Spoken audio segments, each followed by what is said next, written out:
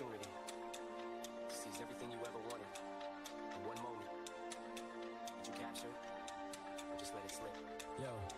His palms are sweaty, knees weak, arms are heavy. There's vomit on his sweater already. Mom's spaghetti, he's nervous, but on the surface he looks calm and ready to drop bombs. But he keeps on forgetting what he wrote down. The whole crowd goes so loud, he opens his mouth, but the words won't come out. He's choking how? Everybody's choking now. The clock's run out, time's up, over, loud. Snap back to reality. Oh, there goes gravity. Oh, there goes gravity. Choke. He's so mad, but he won't give up. Daddies, he know he won't have it. He knows his whole back to these ropes. It don't matter, he's dope. He knows that, but he's broke. He's so stagnant, he knows when he goes back to this mobile home. That's when it's back to the lab again, yo. This old rhapsody better go capture this moment and hope it don't. You better lose yourself in the music. The moment you own it, you better never let it go. You only get one shot, do not miss a chance to blow. This opportunity comes once in a lifetime. You better lose yourself in the music. The moment you own it, you better never let it go. You only get one shot, do not miss a chance to blow. This opportunity comes once in a lifetime. You better. Souls escaping through this hole that is gaping. This world is mine for the taking. Make me king as we move toward a new world order. A normal life is boring, but superstardom's close to postmortem. It only grows harder, homie grows hotter. He blows, it's all over. These hoes is all on him. Coast to coast shows, he's known as the Globetrotter. Lonely roads, God only knows he's grown farther from home. He's no father. He goes home and barely knows his own daughter.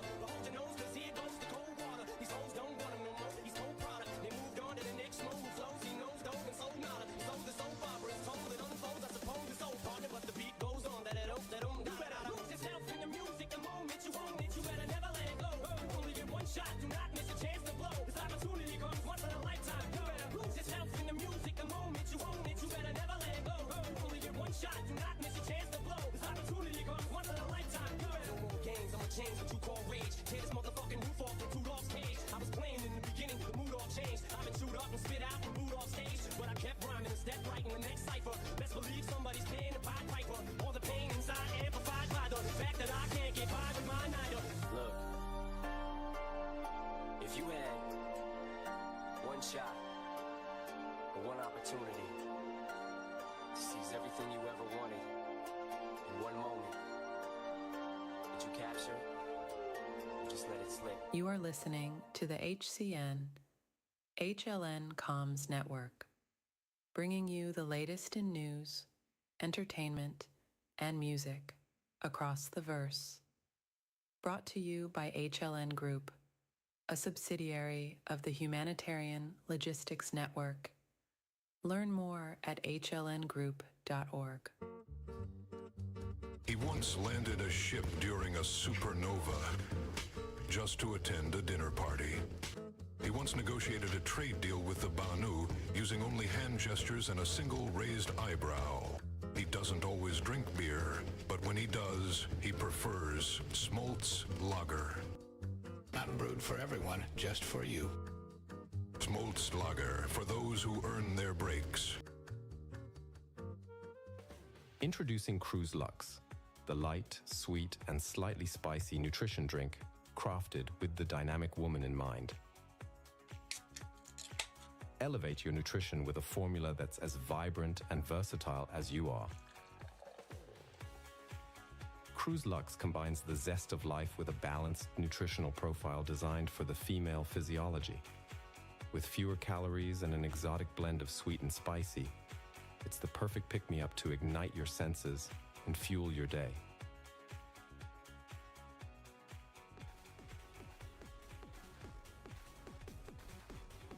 From the depths of space to the heights of innovation, Cruise Lux is your partner in every endeavor, ensuring you're nourished, energized, and ready to shine. Cruise Lux. Light up your life with flavor and vitality. Try it today.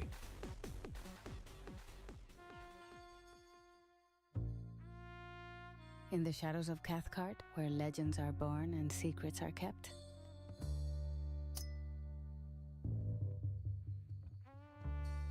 Cathcart Widow, 151 rum.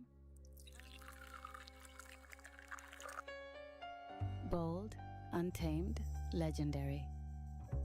Unlock the darkness. Embrace the legend.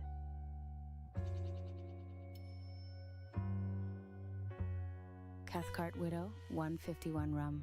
Dare to drink in the shadows. The CitizenCon Direct 2955 live stream is almost here, and we're setting the stage with something special. a curated mix of tracks from across the Empire, chosen to celebrate the spirit of discovery, unity, and the raw energy that keeps the stars alive. From Terra to Stanton, from the back streets of Area 18 to the icy domes of New Babbage, this is the sound of a galaxy on the edge of something new. I'm Chloe Cosmic Lee, and I'll be your guide through the HCN and HLN CitizenCon Direct 2955 Prelude playlist. We've got exclusive mixes, live remasters, and a few deep cuts from artists you love, and some you're about to. So wherever you're tuned in, on the ground, in the drift, or ducked high above the crowd, stay locked in. The stream begins soon. The future's about to broadcast. This is HCN and HLN, and the countdown starts right now. We've drunk a couple bottles, babe, and set our grief aside. The papers say it's doomsday. The button has been pressed. We're gonna nuke each other up, boys, till old Satan sends impressed. And here it is, our final night alive, as the earth burns to the dawn. Oh,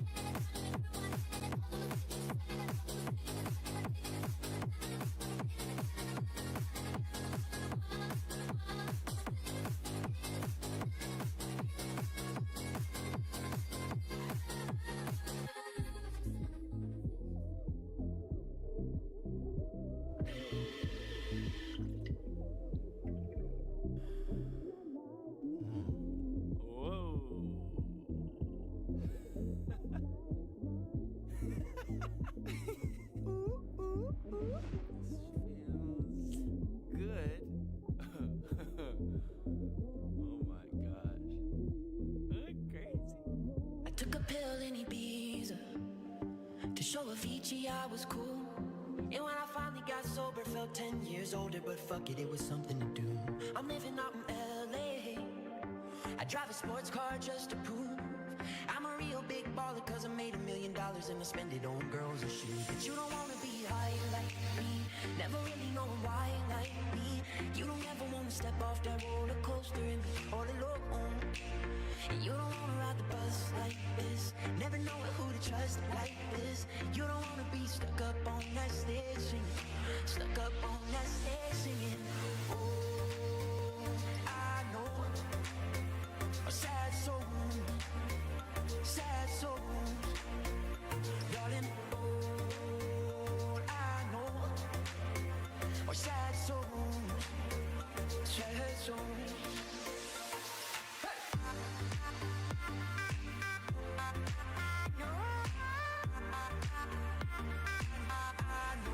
Sad soul.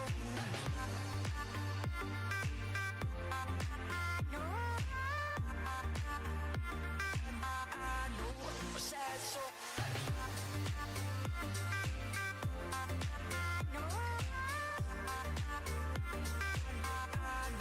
Sad soul.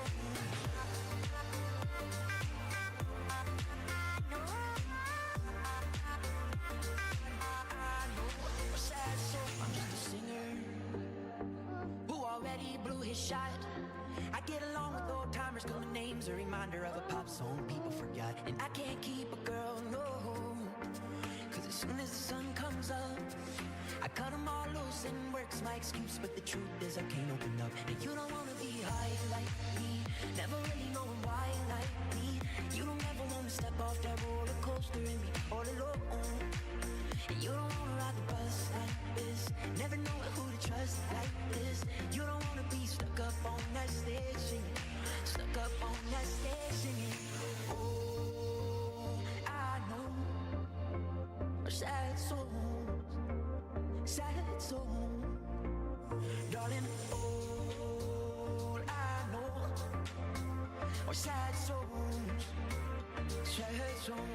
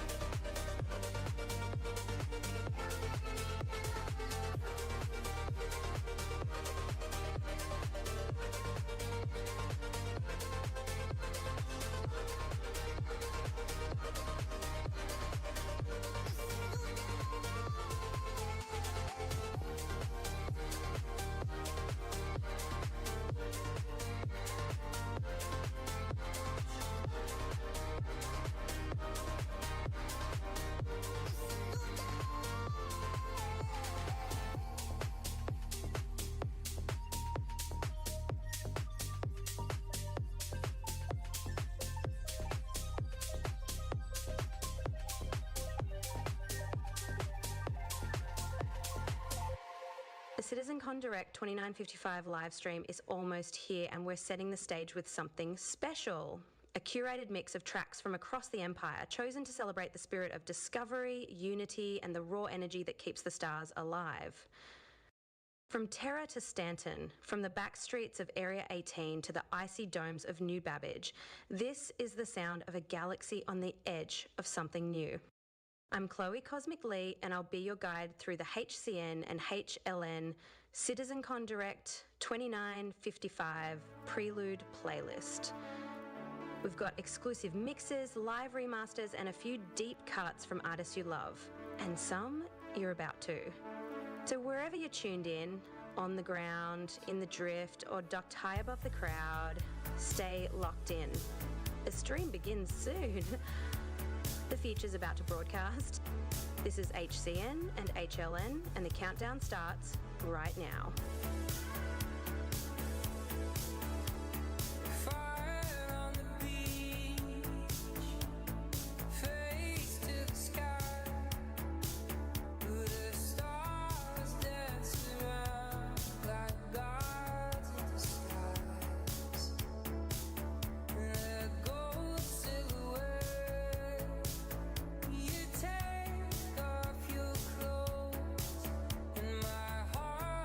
Feels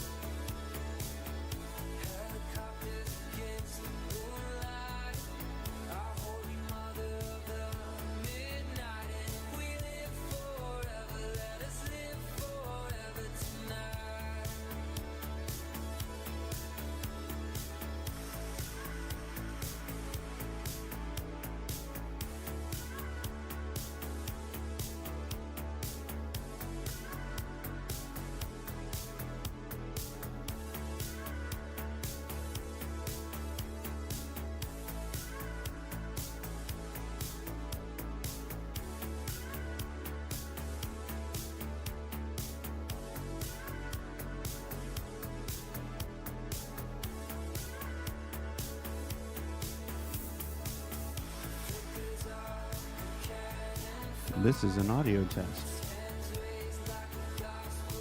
If you can hear the sound of my voice, please type "Disco is a real cool guy" in chat.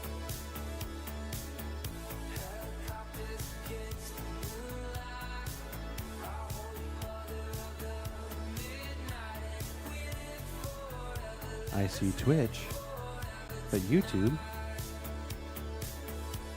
Disco is a real cool guy, YouTube. There you go.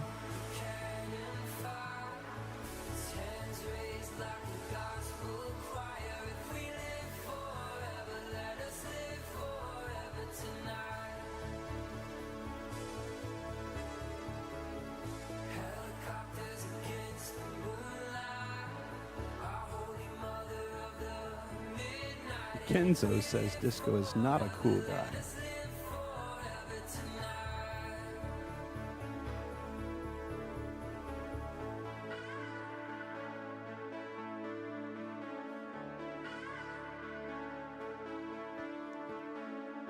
All right, we're going to start our 30-minute countdown in about 2 minutes.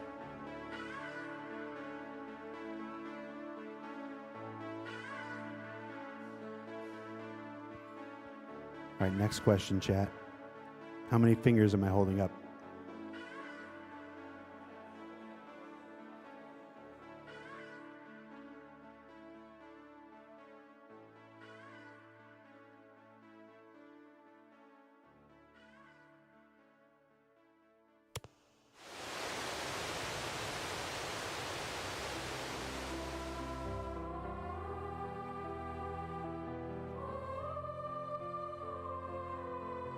There was a time when the stars felt endless, when the unknown wasn't something to fear, but something to reach for.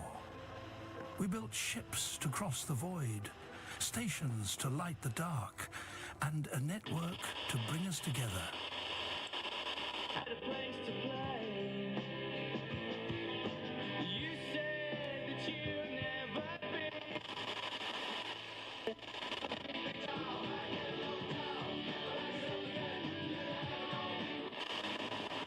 HCN has always been more than just voices in the dark. We are the echoes of history and the pulse of the present.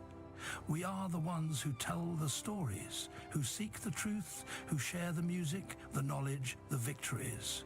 We are the signal that never fades. And now more than ever, we need voices like yours.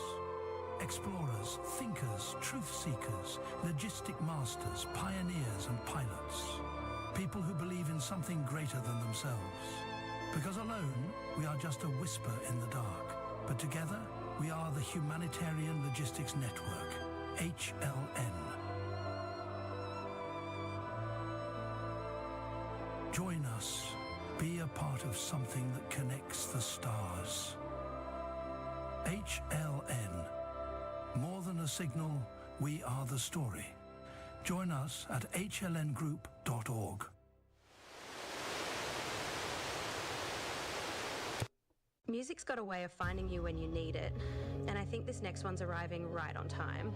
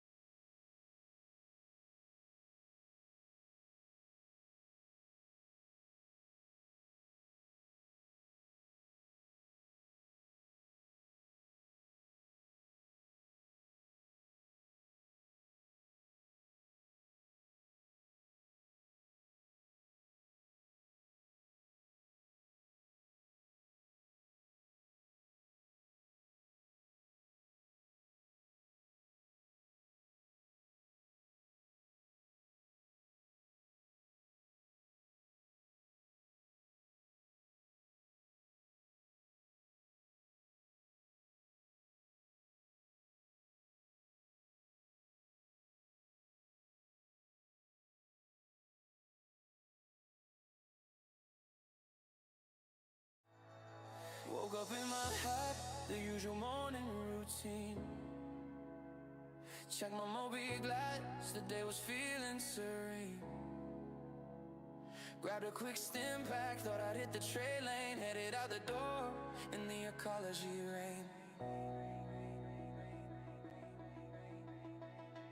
Area 18 humming, the crowds began to swell. My cutlass black was waiting beneath the starlit spell. Time to make some credits, I whispered with a grin. Little did I know the darkness would begin. Oh, 30K in Area 18, it cuts me to the core. Lost on my cargo and what I work for. 1 minute I'm walking, the next I'm just gone. Stuck in the blackness till the early morn.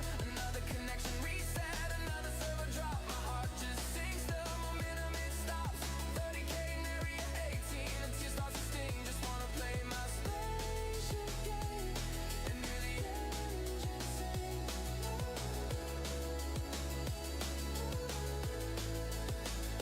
Walk through the plaza, the shops all shining bright. Thought I'd grab some gear, maybe a new helmet light. Headed to the elevator, to the spaceport I descend. My ship was just a click away, around the bend.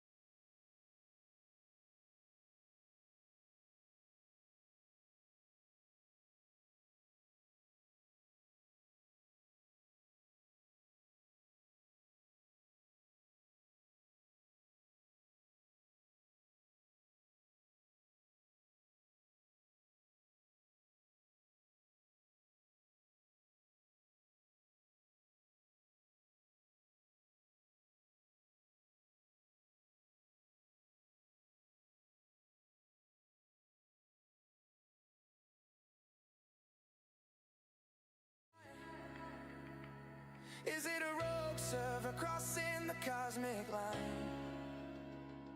No error message, no warning, just a freeze. Then the dreaded black screen, bringing me to my knees. All that time spent loading, all that anticipation, just to get a disconnect, a frustrating damnation. Over 30K in Area 18, it cuts me to the core. Lost on my cargo and what I work for. 1 minute I'm walking, the next I'm just gone. Stuck in the blackness till the early morn. Another connection reset, another server drop. My heart just sinks, the momentum it stops. 30K in Area 18, it just starts to sting. Just wanna play my spaceship game and the engine sing.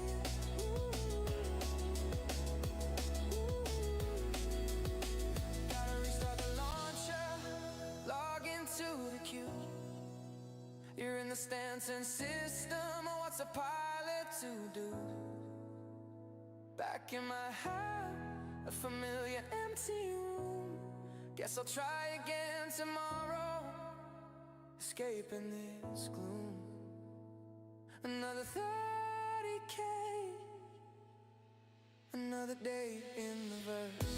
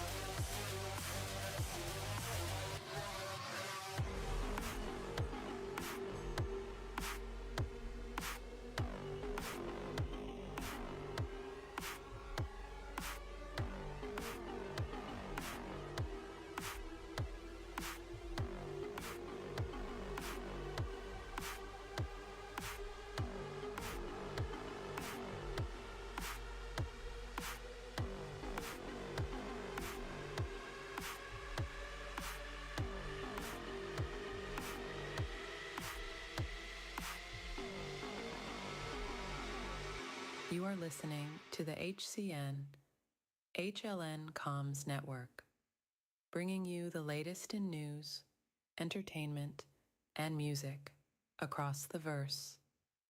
Brought to you by HLN Group, a subsidiary of the Humanitarian Logistics Network. Learn more at hlngroup.org.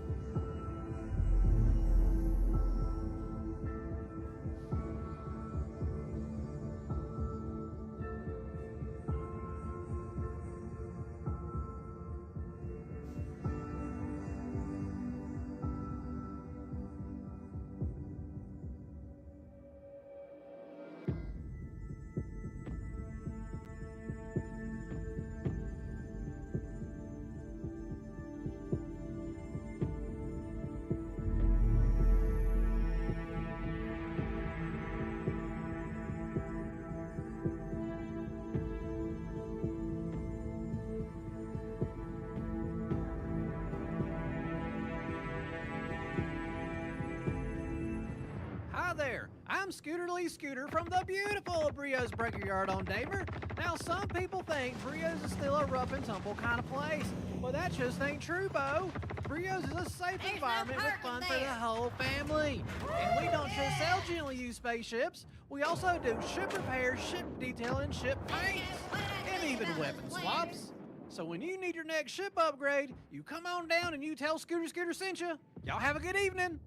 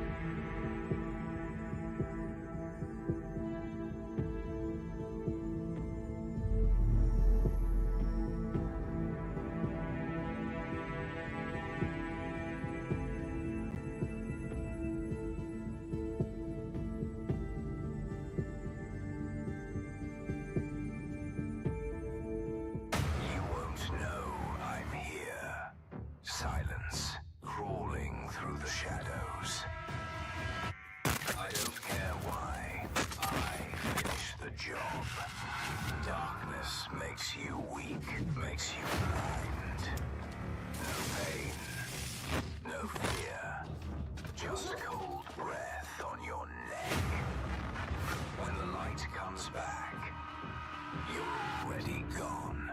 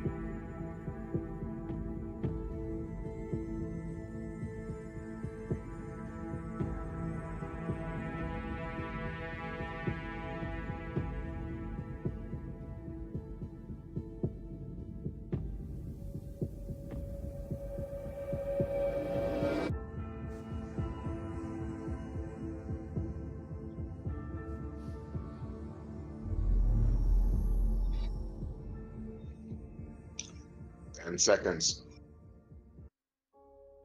This year has marked a turning point in Star Citizen's history. We have finally moved past the question of whether we can build an architecture to deliver a universe with incredible detail at massive scale, seamlessly, and where thousands of people can all play together. Server meshing has been working pretty much flawlessly at scale for the past 9 months. It has brought a more populated and active verse with up to 700 players online and in the same space at once. It's greatly increased server performance and delivered a much more responsive player experience. I couldn't be prouder of the team. They delivered something no other online game does presently.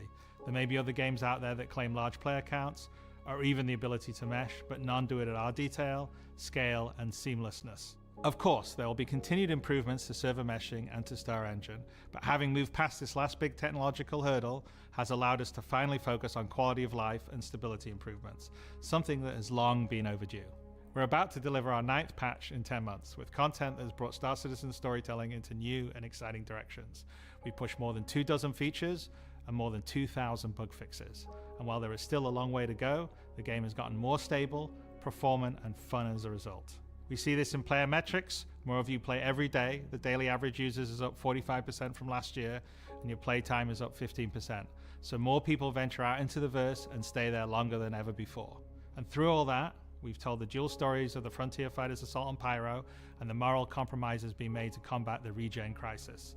Now, as those stories come to a rest for the time being, it's time to look forward to the next chapter of Star Citizen, where the instability in Pyro and the callous actions of some pave the way to new adventures, new locations, and new threats. Last year, we announced our next Star Citizen would be Nyx, home to the People's Alliance of Levski and bordering the Vandal threat. Today, we're proud to share that your adventures in Nyx begin not next year, but next month, when Star Citizen's third system comes online in Alpha 4.4. 2 new systems in 1 year. That's only possible because of the tireless work of our development teams, server meshing accelerating what's possible, the support teams behind the scenes, and most importantly, all of you. Now, I do miss that we're not all together under one roof this year, but in many ways, we're more connected than ever. Across the globe, many of you are gathering at watch parties, 9 of them with our developers in attendance, and countless others springing up in communities everywhere, and all happening simultaneously today. So even if we're separated by oceans and continents, we're bound together by the same passion for space, for discovery, and for this incredible universe we're building together. Whether you're at home or alongside your crew at a watch party, grab a drink, sit back, and let us take you inside our up-and-coming plans for the next year of Star Citizen.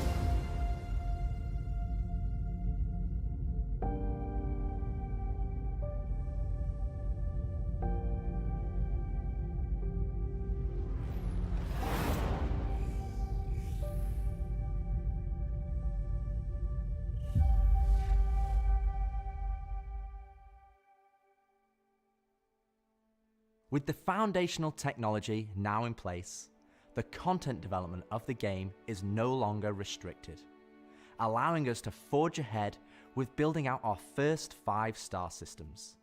Nyx will see the much-loved Levski landing zone added back to the verse, while also bringing you one of its most iconic landmarks, the Glacium Belt. Here, you'll experience a new combined arms operation that will introduce new factions and new adventures for you to discover. With this edition of our 3rd star system, we're also going to do something that's at the heart of the entire Star Citizen experience. Nice. And that is to build it right in front of you. As we have done this year, with the addition of several major locations, such as the Hathor facility or the Lazarus complex, we will continue to unveil new Nyx content throughout the year. It's a slightly different approach to how we deliver Pyro, but we feel this gets the content into your hands sooner and shows our intent as we continue our march towards 1.0. I'm so incredibly proud of the work our teams have done and are continuing to do, and we're excited to have you on this next step of our journey. And as with any journey in Star Citizen, that begins with a little story.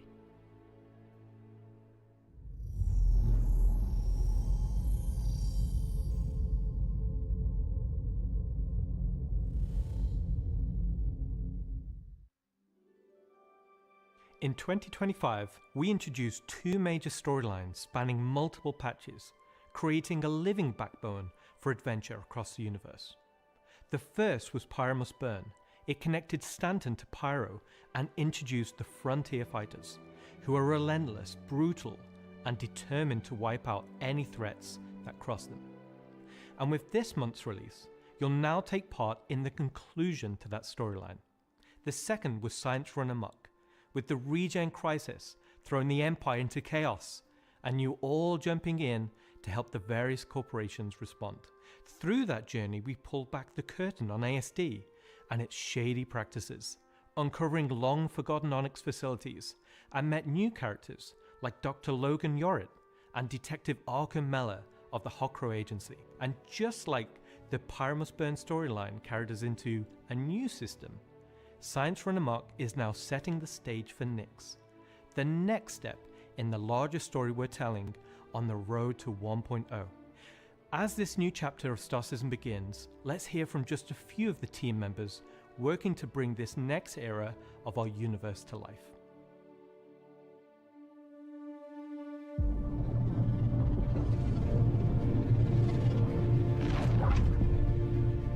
When the Nyx system was first discovered, the United Empire of Earth, the UE, came out and did scans and kind of found out that the system wasn't really worth settling. The planets were too hard to terraform, the resources were too tough to get, so they opened it up. And one company saw opportunity where the UE didn't, QV Planet Services. And so they expanded into the system and tried to mine as much as they could, making a very slim margin by the sheer quantity of resources they were pulling out. The system itself sort of ran its course from sort of a large corporate interest perspective, and then was mostly left abandoned. Now this ended up being the ideal situation for the People's Alliance, who were a group of revolutionaries who were trying to overthrow the dictatorship of the Messer regime that was going on in the Empire at the time. So they went to the Nix system and established what became known as Levski. They wanted to make it everything that the UEE wasn't at this time.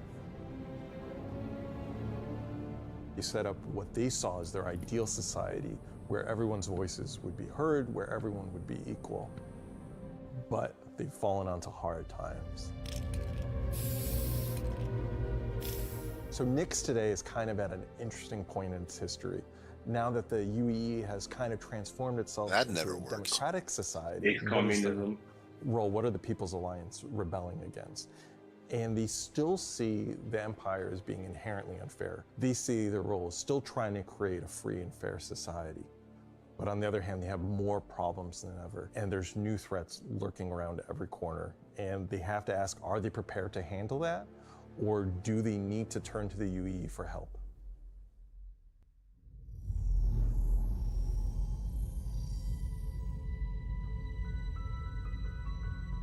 Making a star system is, you approach it from kind of two angles in a weird way. What is this system bringing to the gallery? How does this new system plug into it, and what does it bring to the table from a sort of a flavor experience? We want to make sure that whatever it's bringing to the company is unique and has some flair to it.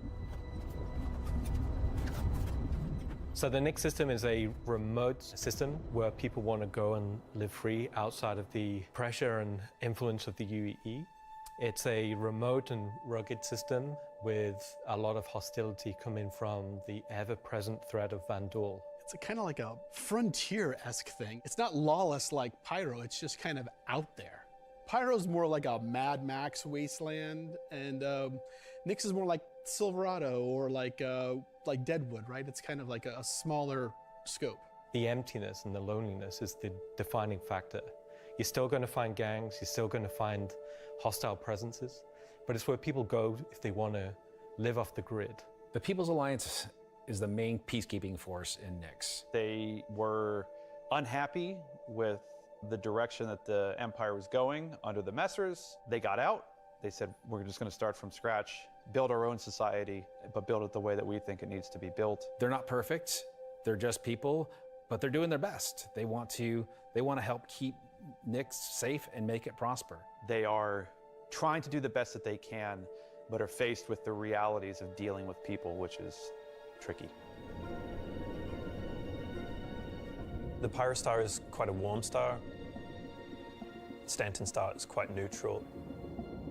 And the Nix is a little bit cooler. The system has its star, and it has this dark, really, really dense gas, sort of nebulous cloud. And it has points of light scattered around it, and those points of light in this gas cloud is really, really hazy. So because Nix is bordering Vandal space, it was important that we have a gap in the Nix gas cloud where you could sort of just, in between the clouds, see a piece of the Vandal space. It feels so close that it's even like protruding some red light. The level designers are using it as an actual visual indicator of where to place more dangerous POIs. So if you point your ship in the direction of it, you should find, as we build it out, that you will be in more and more danger. And I think that's really cool. To give more atmosphere, I was testing out adding some sort of space snowflakes, essentially. So when you look towards the sun, you can sort of see that sort of like sparkle But then when you look away from the sun, you'll see the reflections and sort of like little glints of light. For the jump points in Nyx, we'll have 2 on this release. We'll have 1 from Pyro to Nyx and 1 from Stanton to Nyx. It should be going from Nyx to Castra, but we're essentially bypassing Castra temporarily. Hey, we want to make sure you can get there any way you want. Glacian Belt that's cool. is For now. a That is pretty cool. huge asteroid belt that is in sort of the middle of the system. The Glacian Belt is a combination of a bunch of technologies that we already had. The asteroid fields we use for planetary rings and the gas clouds, and it's combining them to make something completely new that we've just not seen before. It's full of resources that are still left unharvested because it's kind of a tricky spot for mining. It's not the easiest place to go, but that means that there's still a lot of opportunity for independent miners to go out there. So the rocks in Nyx are a bit more sharp, like sorts of like icy look, rocky, cliff-like, very different from those in the Pyro and the Stanton. One of the big differences too is all of that extra added movement that just adds a little bit of extra flair. It's also a good hiding spot for people who are trying to elude capture, maybe set up ambushes, that type of stuff. Always feel way more interesting flying in those spaces than just, through empty void. And as we build out the Glacian Belt over the next year, lots of places to put new content. Delamar is a very large asteroid in the Glacian Belt that QV Planet Services had built a mining base on that got taken over by the People's Alliance and renamed Levski.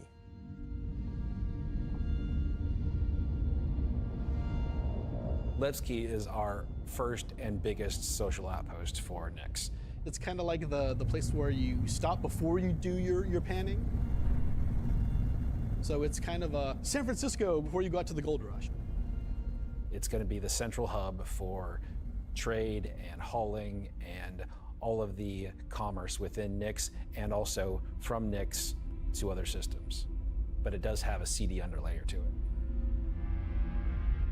Over the years, you're sort of improving the generation method of those asteroids to culminate towards this specific point to make large, explorable location. When you fly towards the Levski, you see this huge gas ring around it, scattered small, mid-sized pieces of the asteroids. Well, Levski is immediately apparently unique by the fact that it's a facility clamped onto the side of an asteroid. The breathtaking views of looking into the belt instantly gives it a unique charm and flavor. As you approach, you'll initially see a very dramatic borehole that goes all the way through the asteroid. You'll also see, growing out from there and alongside Levski, there will be landing pads along what I'd call the spine.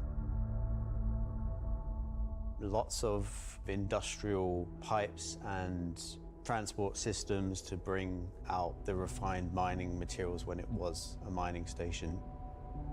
Before, we were using an actual planet, so we had all of the space available to place all of these structures. But now it kind of meant that we had to create an asteroid which has the appropriate size to.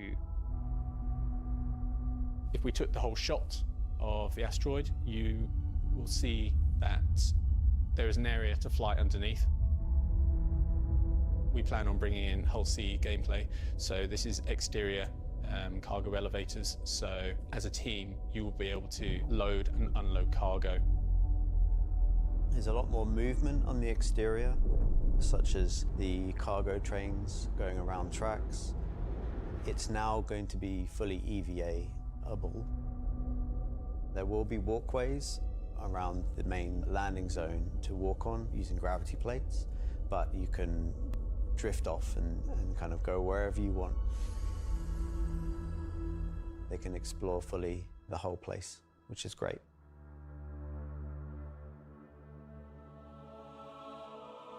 Unlike the majority of anarchists living in Pyro, there are people here in Nyx that care. It's not a downtrodden or derelict, dilapidated location. It has a sense of order. But only where the People's Alliance has people living. We've had Levski before, and we've updated it quite substantially to be more in line with the newer features that have been put in since, but also visually, and there's been a lot of quality of life fixes that we've wanted to add and bring up to like a good standard for a landing zone. Gracing the main lobby of Levski is a large statue of Anthony Tanaka, who was a child worker. And was being worked to death, all of them were. And Anthony Tanaka just had a break and just said no, and stood up against the foremen, the supervisors, the managers, the guards, and was killed for it. And so he became a sort of a figurehead. And kind of was one of the linchpin moments in seeing the fall of the Messer regime.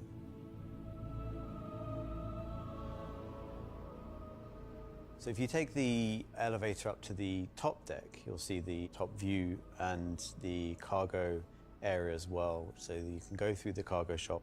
You've got your normal kind of cargo needs.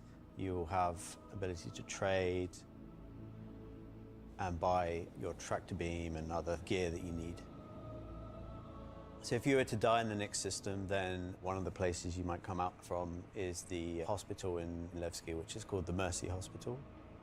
So Mercy Hospital is just basically, it's a local med station for all the residents of Levski, anybody traveling through the system. Again, they're trying to provide as good medical help for people as they can. When you arrive at the HAB's location, you'll be presented with a lobby, elevator bank, and then you will take that transit to the HAB room. So within that room will be pods. And that's where the original miners would have lived. They're not the nicest, and they're a bit messy, but they're a home for people in Levski.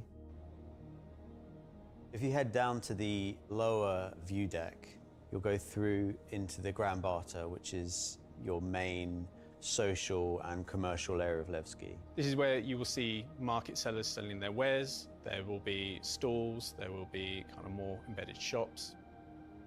And that includes things like Corderies, which is your armor shop, and also conscientious objects, which is for weapons. There's also one of my favorite places, Cafe Musée, which is where you can go down into some of the more rocky depths and grab yourself a drink, and you never know who you meet down there.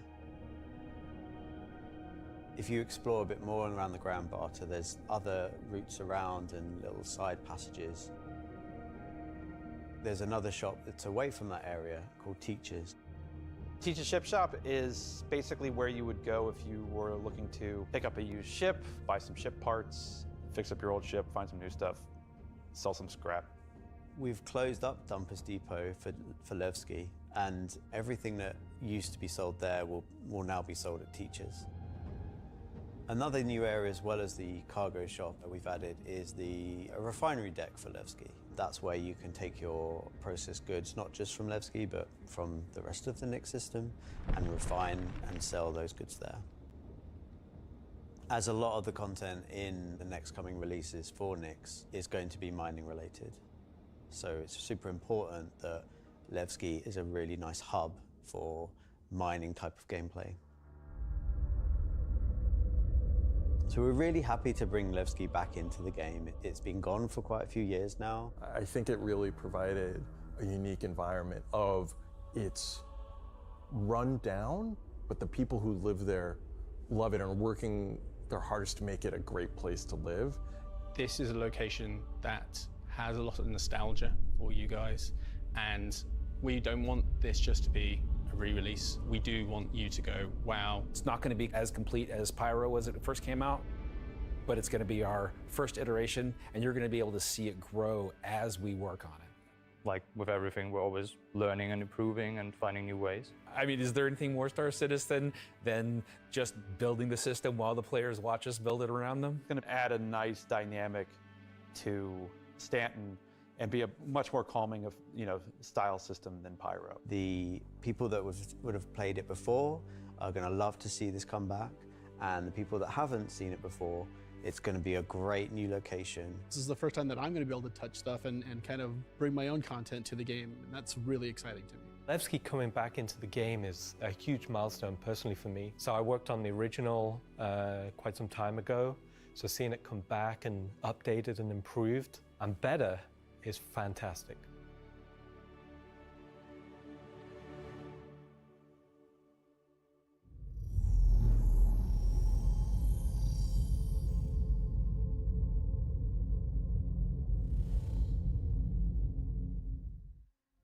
So we've talked about Levski, we've talked about the Glacian Belt, but you're probably asking yourself, what's the new gameplay activity we're going to be doing? So let's find out. Welcome to Nyx is your first experience in a new space station in a new solar system. It's a mystery to be solved. There's things for the player to explore and look into. There's going to be some twists and turns, of course some combat, and if you're lucky enough to survive, maybe some good rewards. This is basically a continuation of kind of our ASD storyline. So in the closing out what we had called our Science Run Amok storyline, we had revealed that ASD had been procuring sort of very black market illegal stuff in order to conduct their experiments. So this mission is basically going to be continuing on that trail. So the Navy has learned that illegal tech is being sold in the UAE, and they're hiring Intersect to investigate. Intersect Defense Solutions is the leading military defense contractor in the UAE.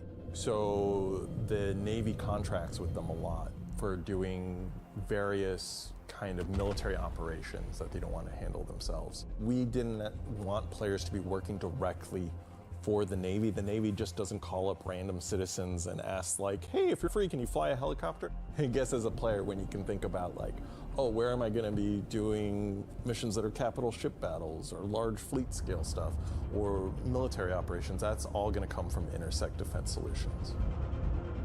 Intersect have discovered the source of the illegal tech is in the Nyx system and an old abandoned QV Planet Services logistics station that's come back online. So they want the players to figure out what's going on. So when you come out of Quantum and you start your approach vector to the objective, you'll be weaving through asteroids, going through the Glacian Belt, and slowly the station will reveal itself. Now this is an old QV logistics station. It's pretty beat up, it's pretty derelict, but there's some points of interest that you'll spot as you go through. So the station itself shares design cues from old Pan Am stations found in Pyro. This architectural design found its way over to the Nyx system as the system was being established. But you'll also see some additional design cues that QV planetary services were adding, so it's a nice transition architectural point. It's fairly skeletal in design. You'll see logistics yards and cargo yards, but also facilities pinned inside the asteroid, creating this network of facilities. You'll notice there's a Polaris near the main hub. It's not a normal Polaris. It's damaged, it's broken. It's not a standard corporate Polaris. So at this point, you should be asking yourself, who does this belong to? Away from the Polaris, you'll see struts leading to asteroid bases. Now, these asteroid bases are locked, so you don't know exactly what's inside just yet. But all of this comes together to form the playground for the mission to take place. So not only is this facility unabandoned, but it's also under attack from a surprising but familiar foe.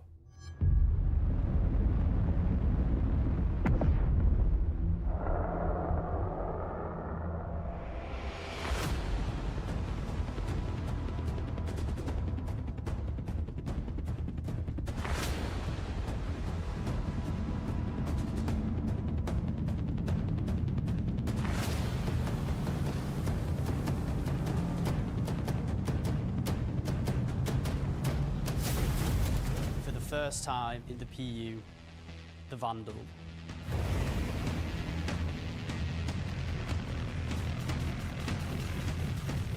So the Vandal are a nomadic, very, very, very violent spacefaring race. They've been striking out against outposts and such in the Nyx system. They don't really know what they want, don't know why they're doing it, but it seems like whoever's running the station is really pissed them off. Vandal raiding parties have been arriving in the system. and they're unaffiliated to any clan. There's small groups coming in and picking at them. But as time goes on, those raids are getting bigger and more frequent. They'll be the scythes that you're familiar with, glaives and blades that we all know and hate, and a new craft for the PU, the Vandal Stinger.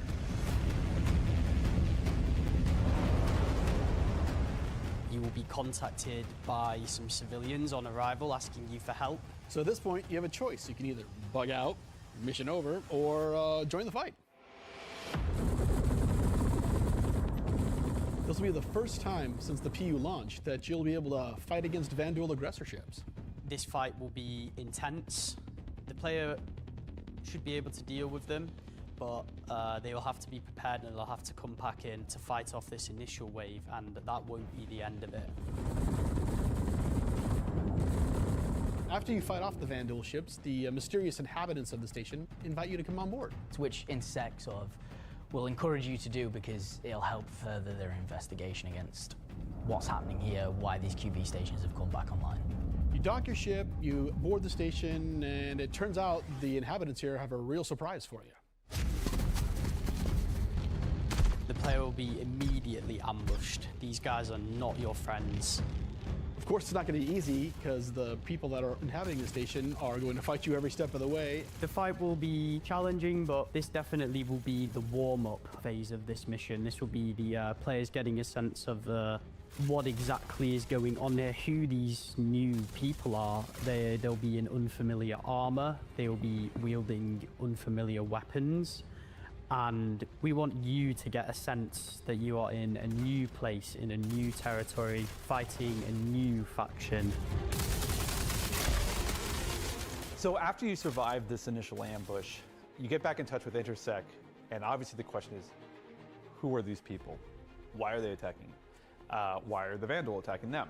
At this point, there's more going on here than anyone thought. The directive from Intersect is to explore the station and collect as much information as you possibly can. Along the way, you're going to get to explore some new areas. It's not just the space station. There's the disabled capital ship. There's asteroid bases nearby with obvious installations there, other forces that the Vandal have been attacking. There's a debris field. Explore the locations in any order you want and try to find out who these people are and why the Vandal are after them. You'll find new clues, you'll find ways to solve the puzzle of what's going on at the space station, and find out what kind of loot they have for you now that you beat them. And of course, this is a legally open station, so anything you find is yours to keep and sell, maybe even give to Wicklow.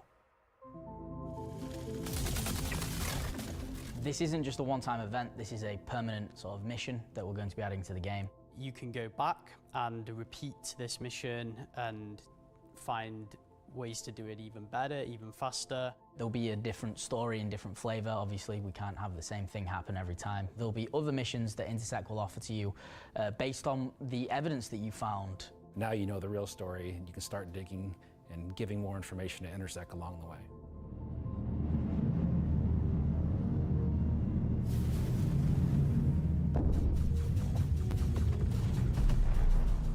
I'm super excited to finally see the Vandal in the PU. I'm excited to bring cool Vandal ship combat to SC. Players in the PU will now get to face down these awesome ships and get a taste of like we already have it in Arena Commander where you get to fight the Vandal swarm, and being able to do that in the PU is going to be, I think, a heck of a lot of fun. So this marks a great milestone for us for not only pushing hard and adding great content this year, we're also being able to introduce the next star system and introducing the next landscape to tell new stories and add new gameplay beats into the ever-expanding universe. So we'll leave 4.4 there. If you're at one of the watch parties, please raise a toast to the great work that all the teams have been doing this year. And I'll be right back in just a few minutes to look ahead at some of the things coming in 2026. Hello, everyone, and welcome to the Voyager Bar in beautiful scenic Orizon, where the staff of Cloud Imperium Games Manchester is gathered for their very own CitizenCon Direct watch party. As the dozens of such events happening at locations around the world, we've gathered today to watch this sneak peek at just a little of what the next year of Star Citizen has in store for everyone.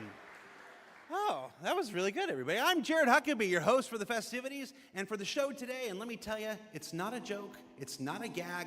Next week, we're hitting our 9th patch in 10 months, and then in November, we're going to finish out the year strong with the long-awaited arrival of the Nix system. And in case you missed it because you were chatting with friends, hi. It's not the lawless wasteland of Pyro many folks have been speculating, but an independent system with its own set of rules and laws and multiple ways to get there. It's an exciting time for everyone at Cloud Imperium Games because, as the architects of our persistent universe said at the start of the show, the foundational tech that we've been building for so many years has now unlocked us to bring more to Star Citizen than ever before as we continue our journey towards 1.0. Now, before we continue with the show, let's get a few housekeeping tasks out of the way. First, we're simulcast on YouTube and Twitch. So if you want the keen communities of Twitch or the 4K ultra high resolution of YouTube, you have your choice. Second, throughout the broadcast today, we want to see and hear what you have to say along the way, and you can tell us on social media by using hashtag CitizenCon. We're especially interested to see any photos from those watch parties that are happening across the globe, and we're going to find some way to bring a few of them into the broadcast later in the program. Third, we've also had a CitizenCon contest going for people to create their very own slice of life in the PU videos, and we played the winning entries during our pre-show countdown. The offerings were super varied. The idea was to work with a team to show the life of a miner or a hauler or a bounty hunter or whatever. But one guy just said, I'm going to make a video about how awesome I am. And I respect that. So shout out Nocturnal Revenant. I don't remember if you were one of the winners getting an L21 Wolf from Kruger for their efforts, but you won the coveted Disco Lando Complete Narcissist Award. Good job. And to all the winners, I'm sure someone will either be in touch with you about your wolves or they'll just show up on your accounts. I really don't know how that process works. Probably would have been good to find out before the show, huh? He's so afraid. Either way, if you missed the pre-show and are curious if you won, you can check the replay after we're done here today. All right. I just realized that my bosses, Chris and Sandy, are sitting in a movie theater watch party in Switzerland right now. A completely captive audience. So real behind the scenes here. This is especially torturous for Chris right now because he's super excited about the next segment we've got coming up. Aren't you, Chris? And you're just sat there right now, forced to watch and listen to anything I say. Do either of you regret that decision so long ago? All right, so I've probably pushed my luck enough. Let's get to the next thing. When Nix arrives next month, it'll have Levski, the Glacium Belt, and the new Welcome to Nix operation we just discussed. But throughout 2026, we'll also continue to build the Star System out with new features and new technologies that will not only set Nix apart and give it a unique identity from its sibling Star Systems, but continue to set Star Citizen apart from other video games altogether. Now at this point, if you're running one of the watch parties, you're going to want to crank your speakers up for some brand new music from the maestro Pedro himself, and let's take a look at some of what the next year has to offer for the Nix system.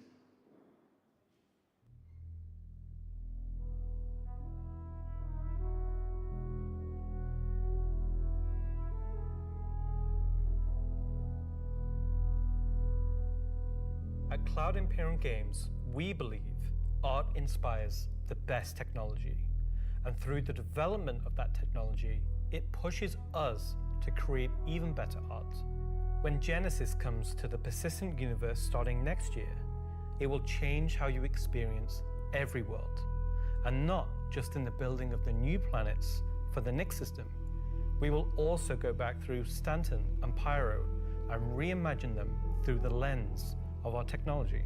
Previously, and more traditionally, we'd create slices of biomes, like deserts or forests.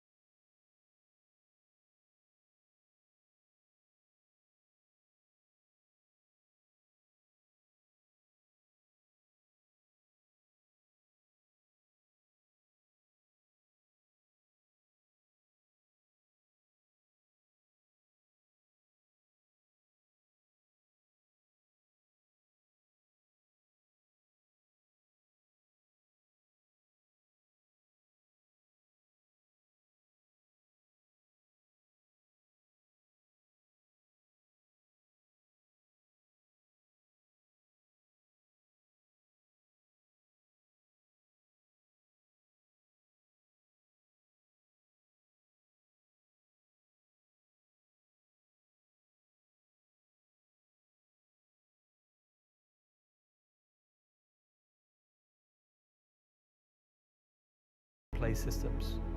Our new planets are built from the information we create for our different datasets, like height maps, humidity, temperature, soil type, soil amounts, geology erosion data, to name but a few. This means you can now tell where to find valuable minerals as the geology looks like it would be suitable for it. Where scree piles exist below sheer cliff faces, and where rocks have broken off over time due to erosion. Of course, these new tools still give us the ability to direct the look and feel we want. The attention to detail from the tallest mountain to the smallest flower is still our core DNA. With Genesis, we can now keep that detail-orientated mindset as we focus on the quality, and it provides the quantity. Genesis provides our planets with the ultimate sense of exploration and adventure, discovery in the purest emotional form. We want you to find that perfect place, with the planets providing an abundant resource to harvest. This is a major part of what exploration is for us. We want that feeling of finding a corner of the universe that you'll fall in love with, and where you want to settle down and build your home. Now I'm going to hand you over to Will to go deeper into what we have built that allows Genesis to realize our vision. As a reminder, some of the visuals you'll see will evolve and change as we continue our technological development and hone in on the final look for Nyx. Thanks, Ian. So, in case it's not already clear, Genesis is our name for a group of technologies that are improving our ability to build worlds, refining those that we've already created, and ultimately expanding our persistent universe to the scale and quality that we all expect. I work on planet tech, so let's talk about how that's continued to evolve since our presentation last year. And instead of just highlighting some really cool biomes that we can create, let's go ahead and show how all this work applies to the upcoming planets of Nyx. So there are 3 planets in Nyx. Nyx 3 is a gas giant, and I think it's blue. It's not going to surface, I don't really know. Nyx 2 is a yellow, toxic, it's got like this high pressure atmosphere, and it's like a very volatile planet with high risk reward gameplay.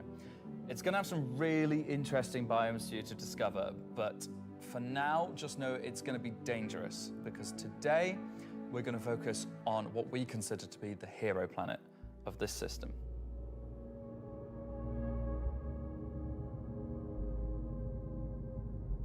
Nyx 1 has got a rugged, remote beauty.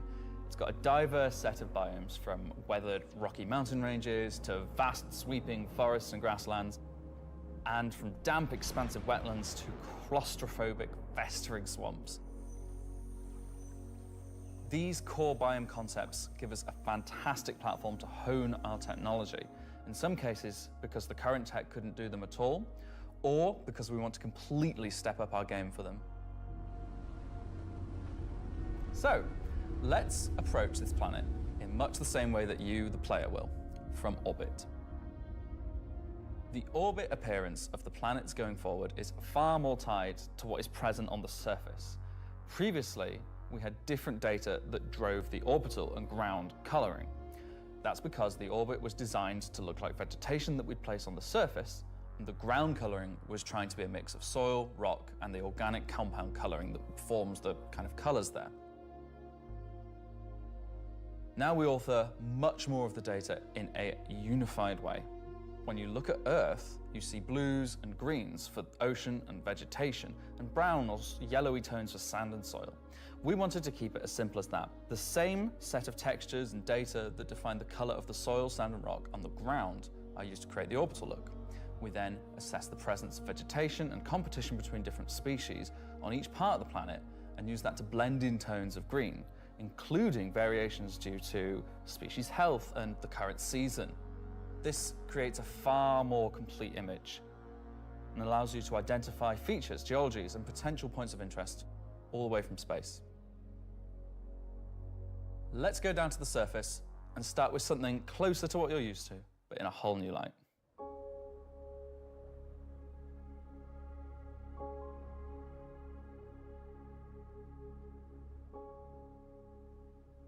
When we approached the surface of the planet, we wanted to start by focusing on just the soil and rock.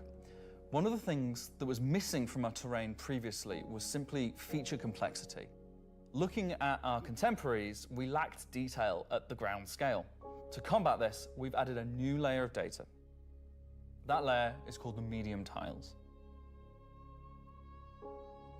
These are intelligently placed on top of the existing 4-kilometer terrain tiles based on slope, soil type, and other erosion data. And these medium tiles don't just create height changes, they also bring in local erosion data both for soil and bedrock size values. And this gives us a whole new level of terrain detail, of scale, and allows us to create far more unique locations across the planet. So now that we've nailed the surface, let's have a look at adding some rocks. We've now got 2 major contributors to the rock content of our planets. Firstly, long desired feature, cliffs. We are adding large scale, very detailed to all our cliffs based on the geology at a given location. This adds an exciting new dimension to steep slopes that we simply couldn't get before. The second is a big one for you ground vehicle enthusiasts. Rocks are now found not scattered everywhere, like spilt popcorn at the cinema, but only in places you'd expect to find them, thanks to a brand new rock scattering algorithm that isn't annoying as hell. Using physical data generated for each large and medium tile, now rock distribution makes sense and has a physical basis. So if you're still crashing into them after this comes out, that's on you. The rock assets themselves have had a glow up too. We now create rock sets related to a particular geology that look like they originated from the same source. And this ties into how we'll be distributing minables in much more interesting ways too.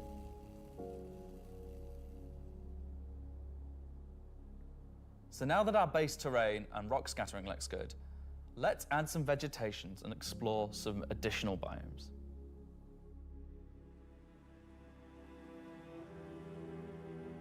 Nyx 1's forests and grasslands are full of trees, various grass species, rock formations, and they're found in all sorts of elevations like mountain valleys, open plains, and dense meadows.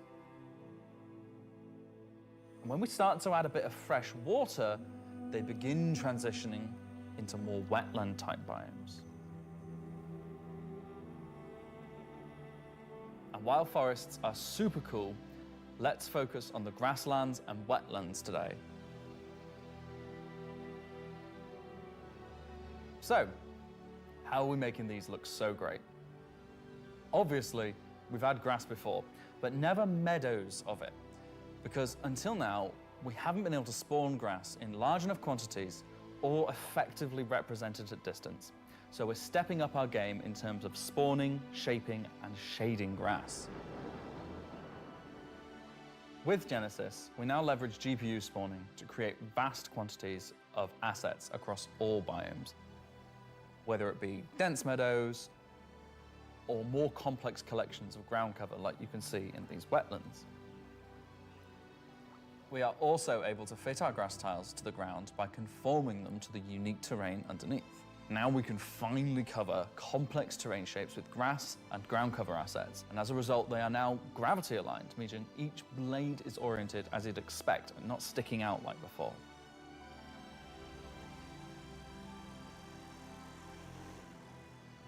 Next, let's take a look at how we light our grass. Now, as in real life, the shading of a grass blade, or indeed a whole field of grass, is lit very differently to like a flat surface. We now use a solution that shades meadows of grass far more like fur or hair. And this, if you think about it, makes sense. At a distance, a field of grass is far more like a carpet or cloth than a flat surface. This improves how our grass looks from a near perspective, as well as bringing us nicely into how we're solving the distant representation of grass. So let's talk about the distance problem. One of our biggest achievements with Genesis is allowing us to build beautiful biomes out of flora and geology assets like a building set. Can I say Lego? No. Too late. But in the past, this broke down very quickly when objects simply disappeared when viewing the same biome from 10, 20, 100 kilometers away.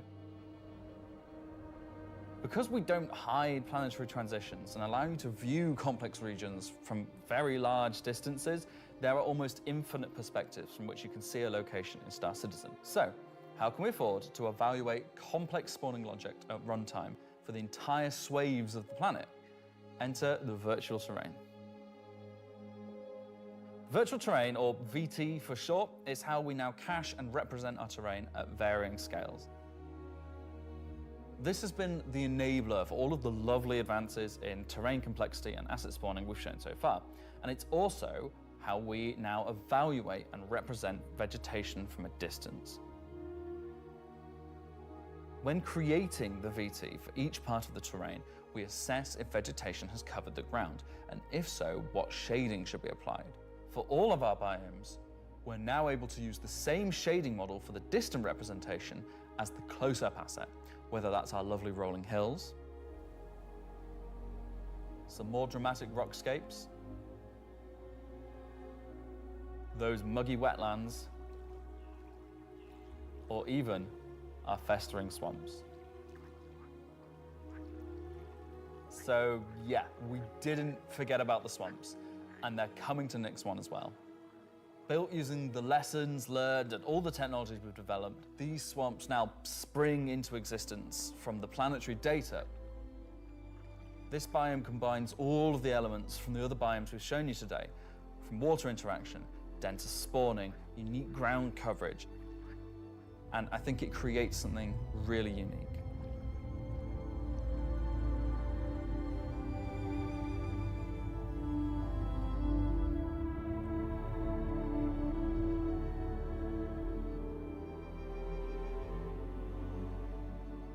Anyway, that's our update on the Planet Tech portion of Genesis and how we're using it right now to sculpt the identity of Nyx 1.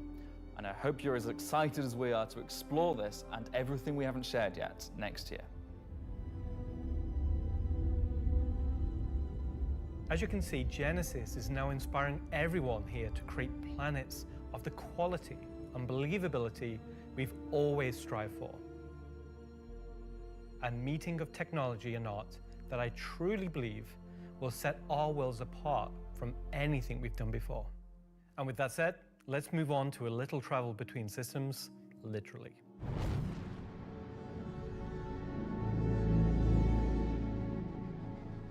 Up until now, our mission system has been specific to the star system you're in, meaning a Stanton mission has to take place in the Stanton system, and a Pyro mission has to take place there. We've never been able to link these together, but with the introduction of our third star system, it's time for this to change. And that begins with the introduction of interstellar cargo. What are you talking about today? System-to-system hauling missions. Hauling is back. No one said hauling was gone. He doesn't even play the game? These are exactly what they say on the tin. Missions where you're going to start in, say, Stanton and end in Nyx, taking various volumes of cargo between the stations. So there'll be high volumes of cargo that kind of fulfill the purpose for the Hull C and the other series of Hull ships. And there'll be a few sort of more direct routes. So you might pick up some cargo from Ruin Station in Pyro and go through the jump point to Stanton and drop it off there at one of the Elios. So if you've never sort of experienced the jump point or going through it, these missions will require you to. They're no way limited. You can do them in any sort of ship you want, any size of ship. I'll be doing them in my Drake cutter myself, between Stanton and Nyx. Just a Drake cutter. I've got a few ships, but the Drake cutter is really cute, so. One thing that we're looking to add with these interstellar missions is scripted combat encounters where you can be attacked by NPC ships. Maybe the mission giver has tipped off some pirates who are looking to get a hold of that cargo, as well as express missions, which means The deadline timers that you're used to in the regular hauling missions might get really tight, and you've got to learn to be very fast. All of the love and care that has gone into hauling missions so far, with the logistical network and making sure they make sense within the themes of the systems, just as much love has gone into the interstellar missions we're making now.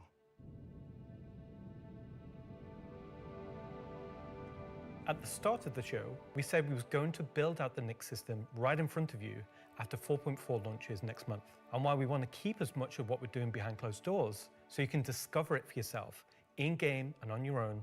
We still are excited to share with you a brief look at one of our up-and-coming locations we're calling Rockcracker.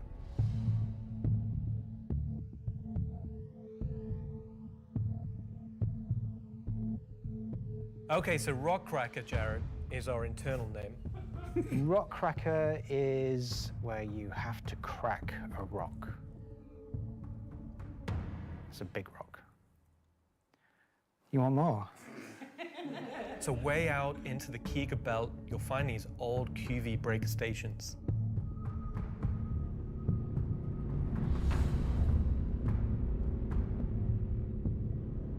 These were originally industrial facilities breaking apart large asteroids and mining them down.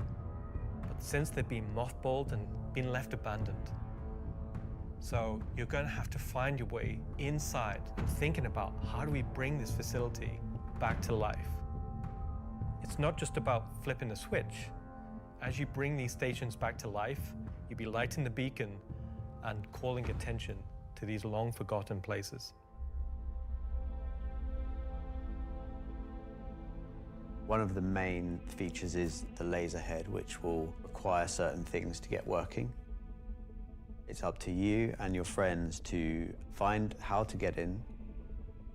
There'll be a variety of options. Whether you're discovering the bowels of the station and mining your way through long-forgotten tunnels, or you're going through the main laser entrance. Now, as you're traversing through the facility, you'll find the old engine room. Now, there may be ways to bring the facility back to life, kickstart the engines, and bring power to different parts of the facility. Maybe eventually bringing the laser back online and cracking some rocks. The secondary gameplay loop is FPS combat. You're not there by yourself. There may be squatters and outlaws in these stations trying to stop you from what you want to do.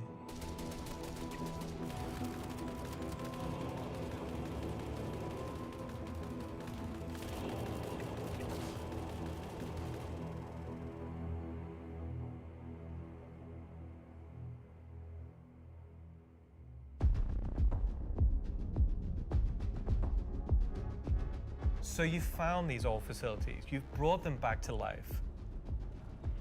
You've systematically brought power to various functions of the facility. You've activated the laser. You've fired the laser. You've broken apart the rock. And then you'll be able to fly your ship inside and see what's there. So you fly a ship into an asteroid? Yeah.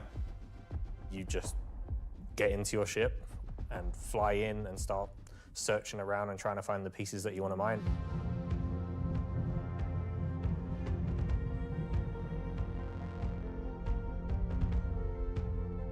I'm really excited about Rockcracker because it's a sandbox activity. You can kind of go to these whenever you want to. This content is for players who enjoy mining, who enjoy exploration, investigation, and don't mind a little bit of FPS content while they're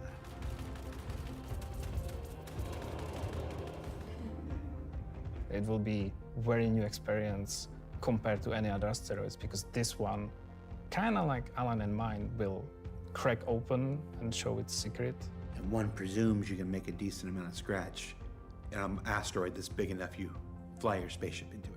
It wouldn't be worth doing if you couldn't make a good amount of coin, yeah. Making promises for the econ team. Yeah, they've got to balance it. It's for people who want a lot of minerals. When crafting comes in, when all the other mechanics and features that we want in the game for 1.0 come in, it will be a place where like an organization or a group of like 5-6 people could come and just get a monumental amount of minerals. So that's a look at some of what's coming over the next 12 months. In addition to what we've shown, there'll be new mission packs tailored to the People's Alliance and their struggles. There'll be events that invest you into the evolving storyline of all 3 systems we'll have in the game. And of course, when we begin populating these with new planets, there'll be a whole host of ground-based POIs, settlements and structures inhabited by those trying to make their way in the verse. And all of this in service of building star systems that complement the massive corporate yard of Stanton, the lawless ganking of Pyro, and now the new frontier of discovery for the Nyx system. Should I say ganking? You already did.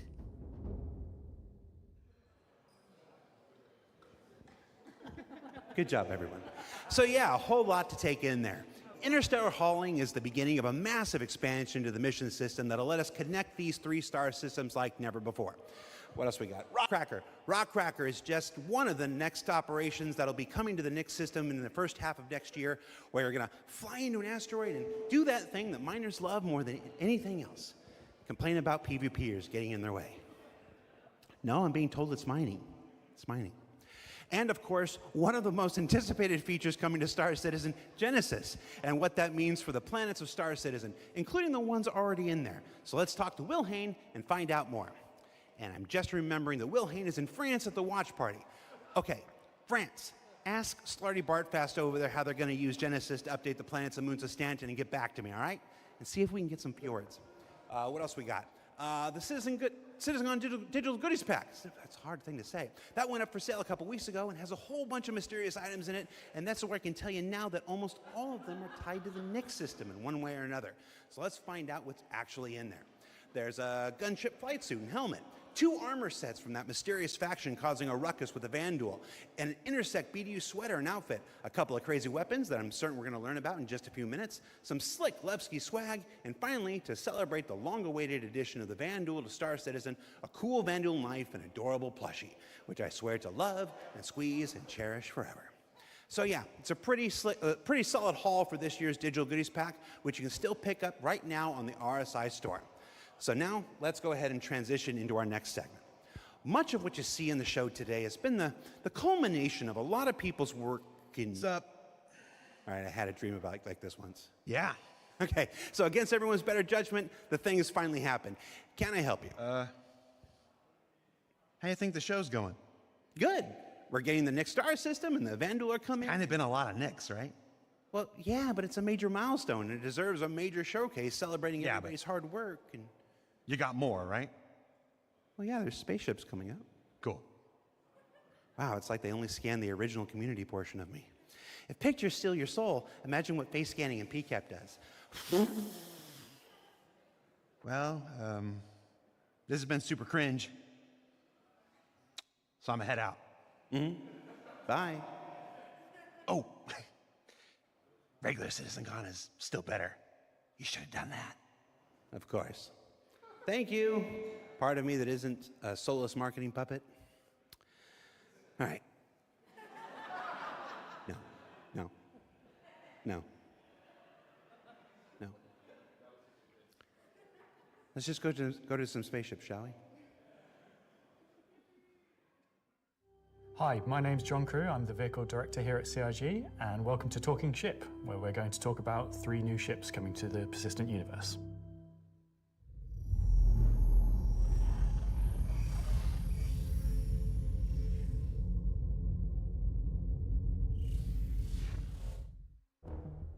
The last year has been pretty hectic in terms of vehicle deliveries. I think we've delivered the most we've ever done in a 12-month period, and we've covered all the way from tiny little snubs all the way up to capital ships. We've kind of filled out a few little gaps. We've introduced some new ships by some old manufacturers. We had the Polaris come out, and obviously people have enjoyed playing with that. We snuck the Idris in without none of you expecting it for a while, and it's been a busy year. It's nice to start revisit some of the older catalogue and some of the bigger ships again. I think my favourite ship from the last year is a tie between the Wolf and the Golem.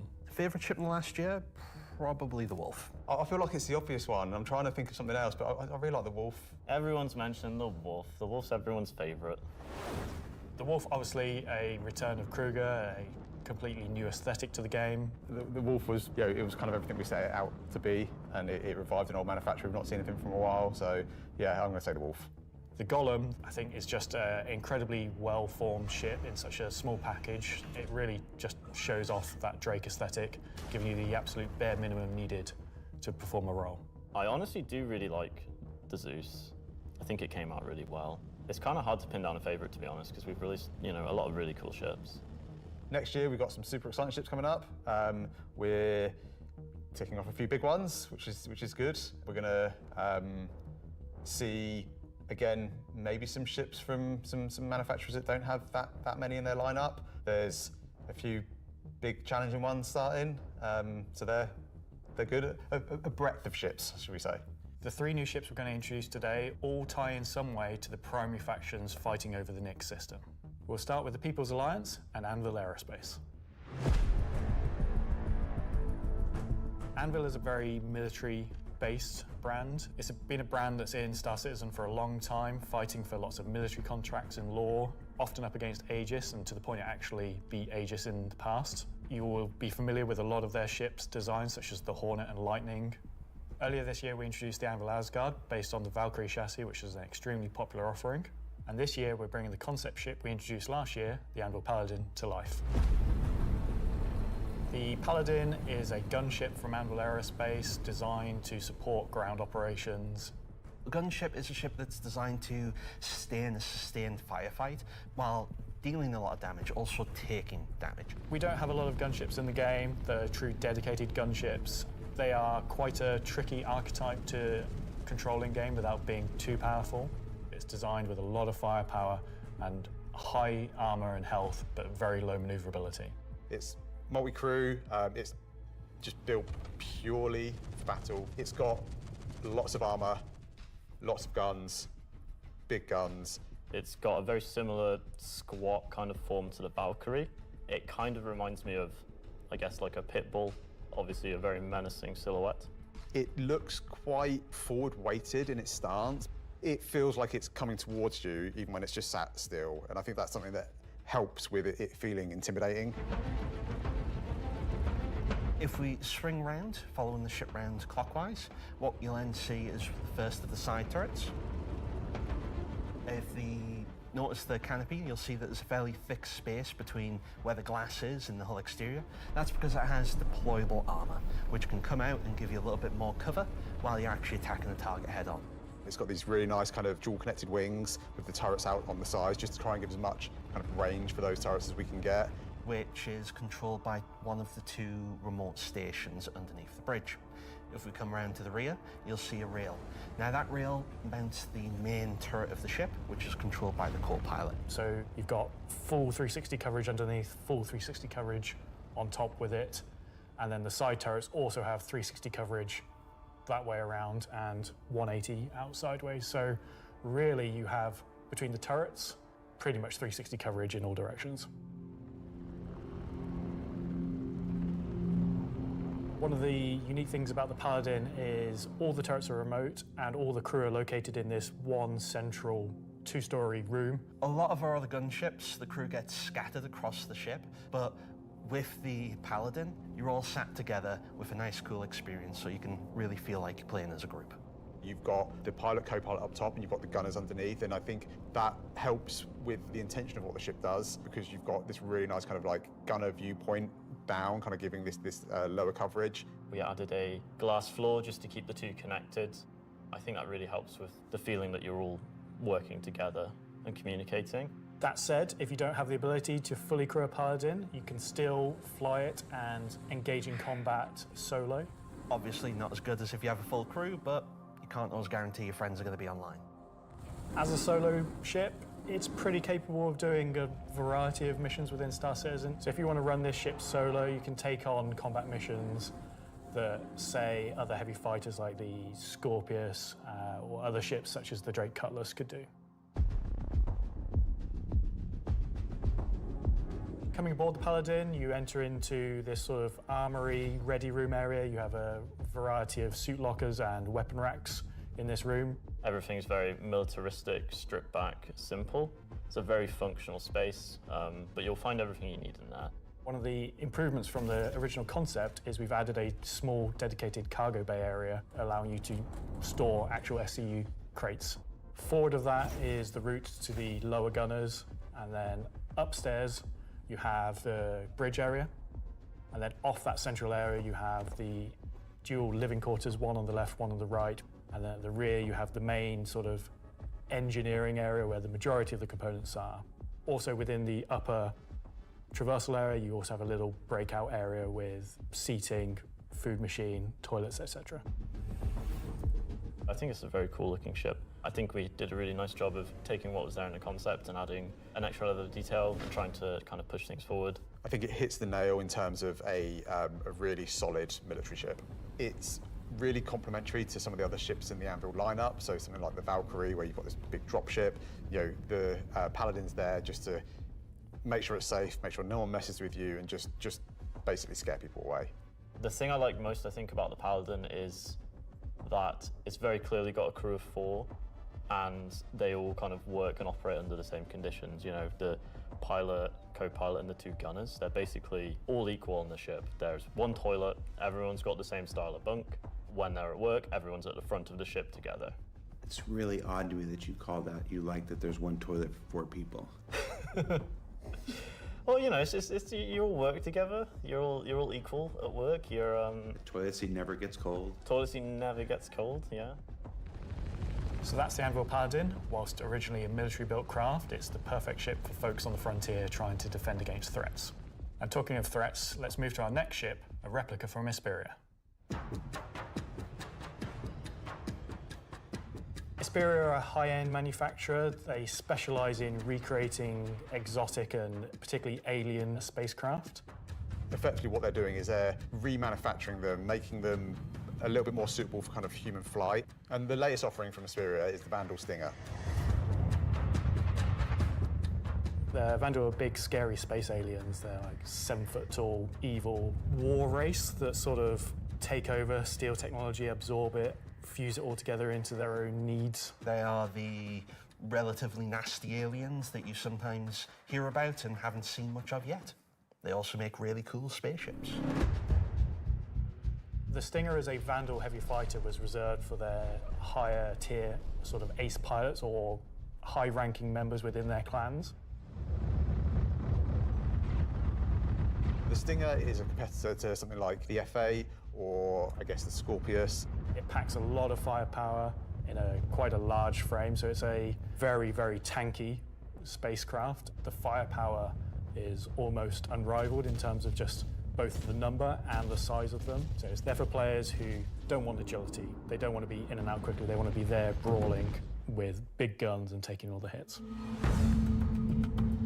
One thing Hesperia have done differently with the Stinger is they have done away with the majority of the bespoke weapons. They heard everyone's complaints about the glaive and blade and have stripped off the original Vandal weapons to allow customization for standard human weapons. With the exception of the single size 5 gun. Because it was too well integrated into the hull, even for Hesperia to remove. All the additional weapons are generic mounts, so they can be swapped with any of the existing lineup that we have in the game. By doing this, it provides greater flexibility to the end user, and this is something Hesperia wanted for the civilian market. For that one bespoke weapon, the size 5 plasma cannon, functionally it is the same as the existing size 5 plasma cannons on the Scythe and Glaive, but it is a sort of Gen 2 model and wraps it in a different aesthetic compared to those models. You'll see they're very much older Vandal styling. This is much newer Vandal styling, but underneath it is the same weapon that people have used for years. Our job as the vehicle art team on the PU was to take the Stinger from the squadron team and prepare it for life in the PU.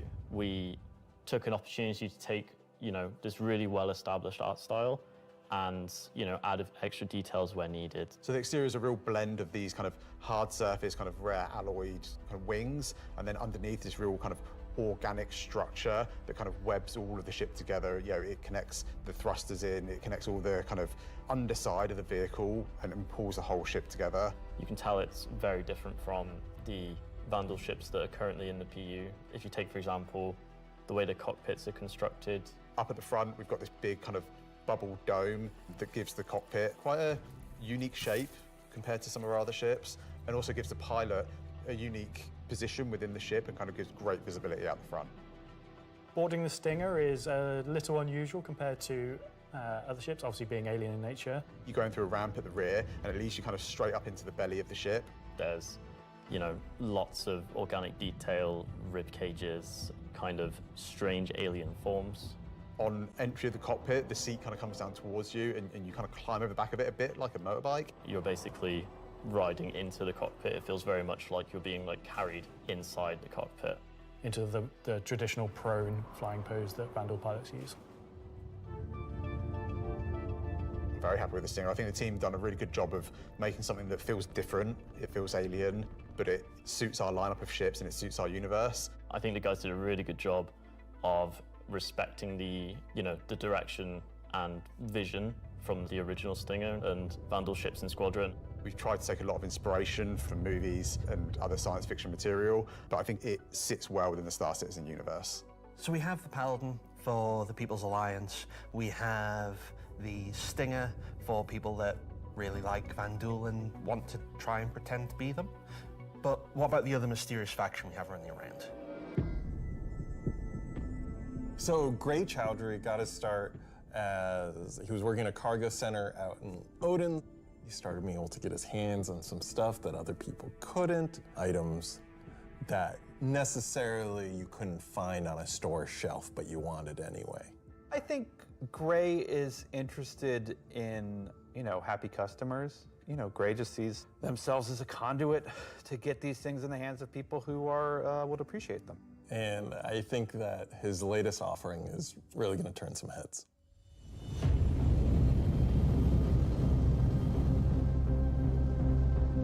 So the Shiv, well, we don't really know what it is, to be fair. It's what happens when someone who is a genius at aeronautics and ship assembly is given free rein to do whatever they want. It's the best of whatever they can find lying around, put together to make something truly unique, wonderful, arguably beautiful, and just released out into the universe to see what happens. At first glance at the exterior of the Shiv, I think most people will probably recognize there is more than a fair proportion of a cutlass visible there, but it's had quite a few changes to it. As you look a little bit closer, you'll start to pick out elements from other ships. You've got, main thrusters that are from the Valkyrie. Even the bits that are obviously a cutlass have had panels welded on, panels removed. The top turret, which is now remote, is just this hodgepodge amalgamation with multiple other ships' turrets. And then the changes continue onto the inside where, again, it sort of feels cutlass-like, but then you'll find there's bits of Crusader ships just integrated into the wall instead of what was there originally. It has lost its side entrance, some of its cargo capacity, but what it's gained is it's gained visually more powerful thrusters. It's gained a really kind of nice set of belly thrusters. It's upped its firepower. As ever with the refined work from Gray's Market, you can see that great care was taken to the health and safety to ensure that there's no trip hazards anywhere. There's loose cables, panels are exposed. If you look carefully, you'll notice there are tools laying around in the cockpit. It's gained a toilet. Bucket. Yeah, it's one for doing stuff, and then you need a second one to wash your hands. It's not an animal. It has very much taken that ethos of Drake and moved it down a level, which I think is quite an achievement. Just look at this thing. How do you even begin to describe the madness that created this? It's the Shiv.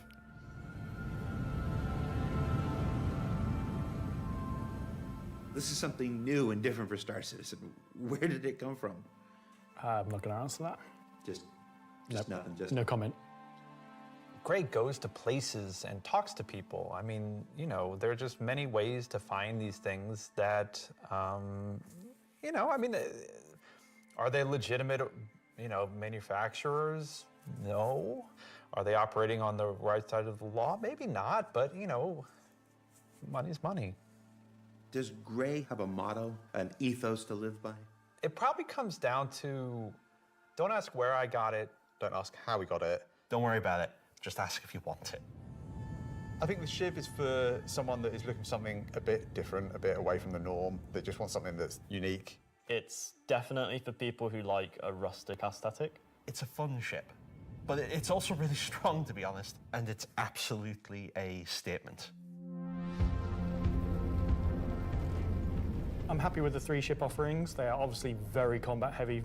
There's something we wouldn't normally release all at once, but honestly, all of them are a different statement and they're all cool. As always, super excited to release these ships into the game and just see how players react and play with them. It's always fun to see the quirks and the shenanigans that people get up to with them. So that's Talking Ship for another year. Yeah, you can do the thing with Lexi. Talking weapons. So I've just been informed that we have to do a bit of a timeshare agreement this year, so we have to throw it over to Alexi for Talking Weapons, which is an extremely original name.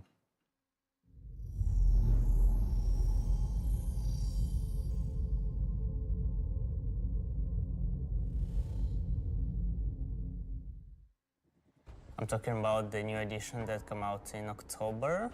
The non-weapons are essentially the weapons that does not have a manufacturer, the weapons that you can think of that were made by space pirates. Gray sells whatever he can sell. Sometimes he gets his hands on some weapons that come from unknown origins. He will sell things that no company in their right mind would ever make. These are the most kind of like scrappy and taped together and the most kind of like pyro-ish weapons that you can think of. Right now we're releasing 3 new weapons. Rocket launcher, the LMG, and the long-awaited Space AK. I think this is the one that not only is the most in demand, but I've been politely badgered about the most. It's a fun rifle that basically fires energy and ballistic in sequence. So your first shot will be your ballistic, your second shot will be the energy. You'll see on the top of the art, there is a bolt that cycles the rounds, and that goes off with the ballistic shot, but it does not go off with the energy shot. And that is just like a really fun way of making a weapon work in kind of like a scrappy, glued together kind of aesthetic. The LMG, this thing is a really fun, slow-firing, hard-hitting beast. It will bring the 50 cal, and the only other weapons that have this right now in the verse are the Bearing Sniper Rifle and the Coda. Honestly, if you even get hit by one, you just instant tier 1 injury, back to medical. Are you even trying anymore? You know what? We made all these really complicated, fancy guns, and some people just want, I want a slow-firing rifle. Give me a scrap-together box that fires the biggest thing you can possibly find. We don't have a rocket launcher of this caliber. It will be 3 grenades straight together that you pull into the tube and fire towards your enemies. The cool part about it will have an arming distance, so you will not be able to just point it towards an enemy. It's also going to have a lot of spread. So essentially, you're going to have to get very close with your launcher to be able to blow up ships with a single payload in it. You can't actually aim with the apparatus, because you've got the tube on your shoulder, and you try to aim it, you'd have to physically put the tube in your head. So we were like, oh, we can't have an aiming apparatus for this. And then we realized, like, it's in the spirit of being a tube that you can't use the aiming apparatus, and you just kind of like, all right, I think that's the middle of the screen, I'm going to hit it. It's in the spirit of being a tube.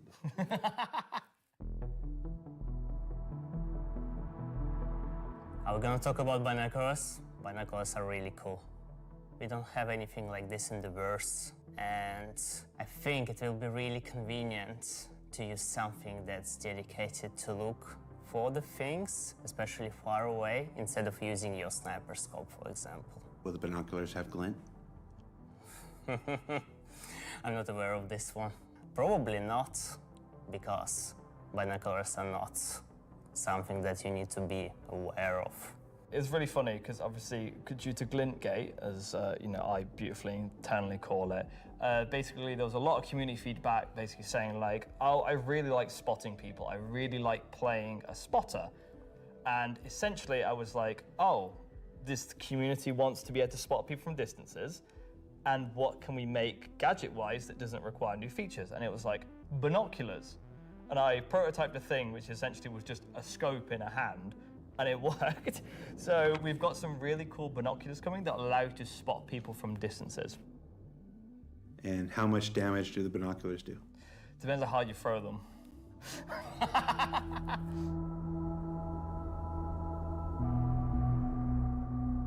Thanks, Alexei and Zach. That's the end of this segment for this year. So that's talking ship and weapons, unless anyone else is going to come and tell me something else. It's been an exciting year, and I think the next year of ships is going to be even more exciting and expansive than this year.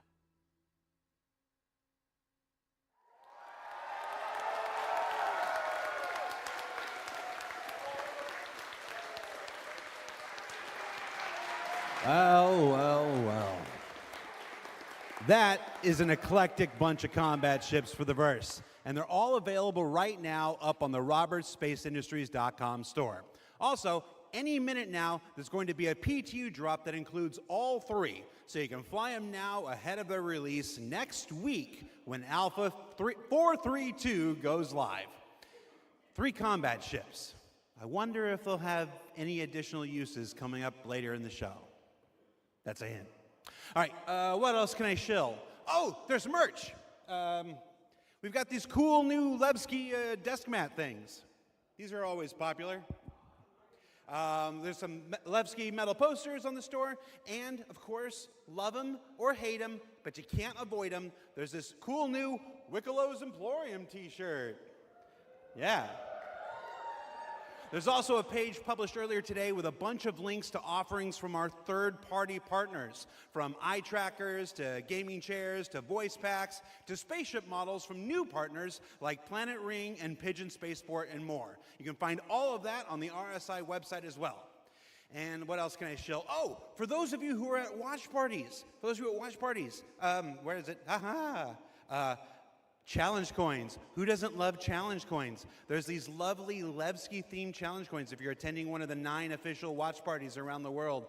There's also a digital one of these in the goodies pack, so you check those out. Don't leave today without getting your Levski challenge coin. All right, what else can I shill? Now I'm kind of tired of shilling. All right, let's find out some more about where we are. Simon, can we move? Can we do? Oh, yeah, look at that. Okay, here we go. Pardon me. Here we go, excuse me. Hi, how you doing? Hey, that was my best angle. Hey, I gotta be careful. Last year I took 3 steps and tore a muscle.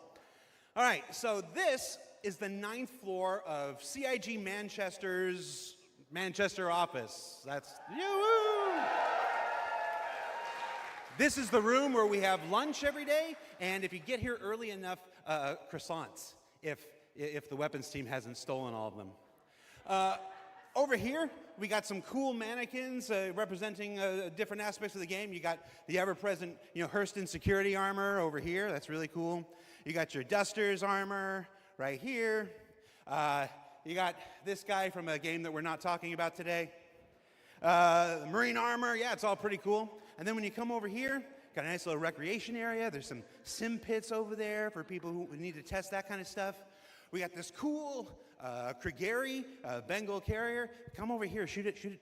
Go down the nose here. Watch this. It's very cool. I'm gonna go over here. Can you see me? Hi, Mom. All right. So yeah, and what are you doing, Richard Towler? All right. I thought John went to Washington, D.C.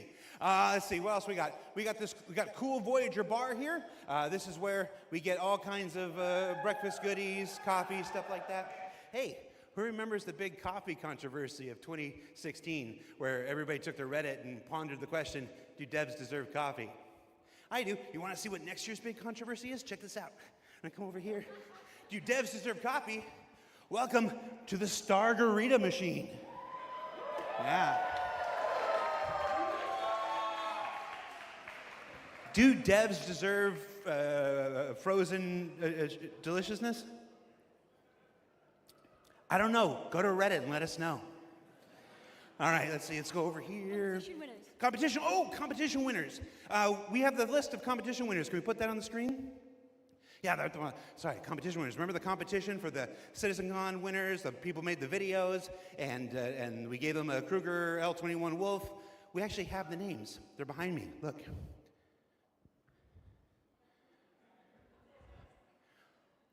Oh.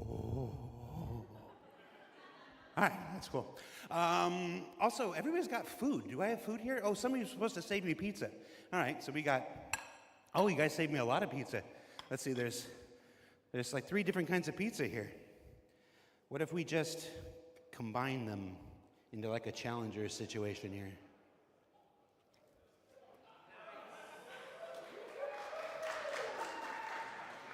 That's a CitizenCon throwback if you're not familiar with.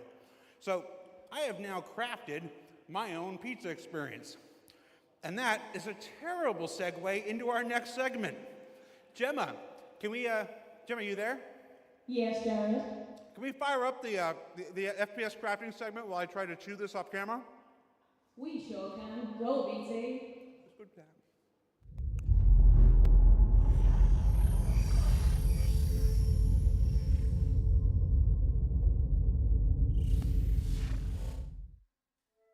Star Citizen, at its heart, will always be an enormous sandbox experience where you can set out to tackle the universe in whatever ways you want. But that doesn't mean we can't shape parts of the universe here and there to better suit our needs. That goes for both you and us.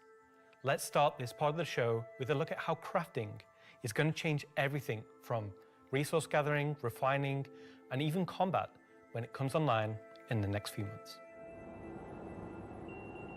The first version of crafting is going to be quite small in scale. We're going to use it as a kind of a concentrated effort to allow the players to experience the initial UI, the flow of gathering materials that have different quality, and using those to craft items which are better than what they have currently in the game. The first version is going to be primarily FPS items that you can craft, weapons and armor. For Star Citizen, crafting is our primary progression mechanic. Star Citizen isn't your standard MMO. We don't have levels. We have ships, we have gear, we have things that you create in the world, you perfect, you research, you improve, and those items, those ships, those vehicles, the armor and weapons, that's how you progress in Star Citizen. Crafting isn't just a progression mechanic for creating new items, it's also a fundamental change to how we handle resources in the game. The materials that you collect, how you refine them, quality matters. Crafting the weapons, you'll be able to have some quality materials to influence the item stats on those weapons. It'll be somewhat random, potentially weighted on the location of the material. Some will have a higher chance of higher quality. And once you take those materials to your crafting bench, the fabricator, you can use them to craft, and the different attributes will be increased based on the quality of the materials you use. It's not just iron ore anymore, it's iron ore of the quality that you know will get you the stats for the item that you desire. And it's not just mining, it's essentially every resource we can get our hands on. To support this, we also need major changes to inventory so that all of these new resources that you're collecting, you can see what you have, you can order it better, you can understand what you have in your inventory. We won't have the new refining crafting system yet. We'll be using the existing ones. Those will pass the quality through into the refined materials, which you can then take to your crafting machine and start making your personal items. Once you have your blueprint and your quality materials that you've refined, then you can put them together on the item fabricator. This will be pretty much what we showed in last year's CitizenCon, with the UI letting you assign your quality resources to different aspects of the item. Once you're happy with what you see on the preview, you'll be able to click to craft, and it'll get queued up, and your result will be produced sometime later. You'll be able to get the new crafting machine from shops in most landing zones. You'll be able to bring it up on your freight elevator and use it in your personal hangar, or tractor beam it around and stick it on a ship if you want to use it from there. There'll be a small amount of blueprints you get credited to your account just to test and mess around, but the vast majority of them will be earned through missions, and then you can use that blueprint to craft the item that it is that you've got the blueprint for. So it should be a good reason to go and test all the different various missions in the game. The advantage of crafting your own items is that they'll be better than anything that you could buy from shops. You'll be able to increase and improve item stats that are relevant to your gameplay. Maybe a gun will shoot faster, maybe it'll do some more damage, or your armor will have greater resistances against environmental effects or incoming fire.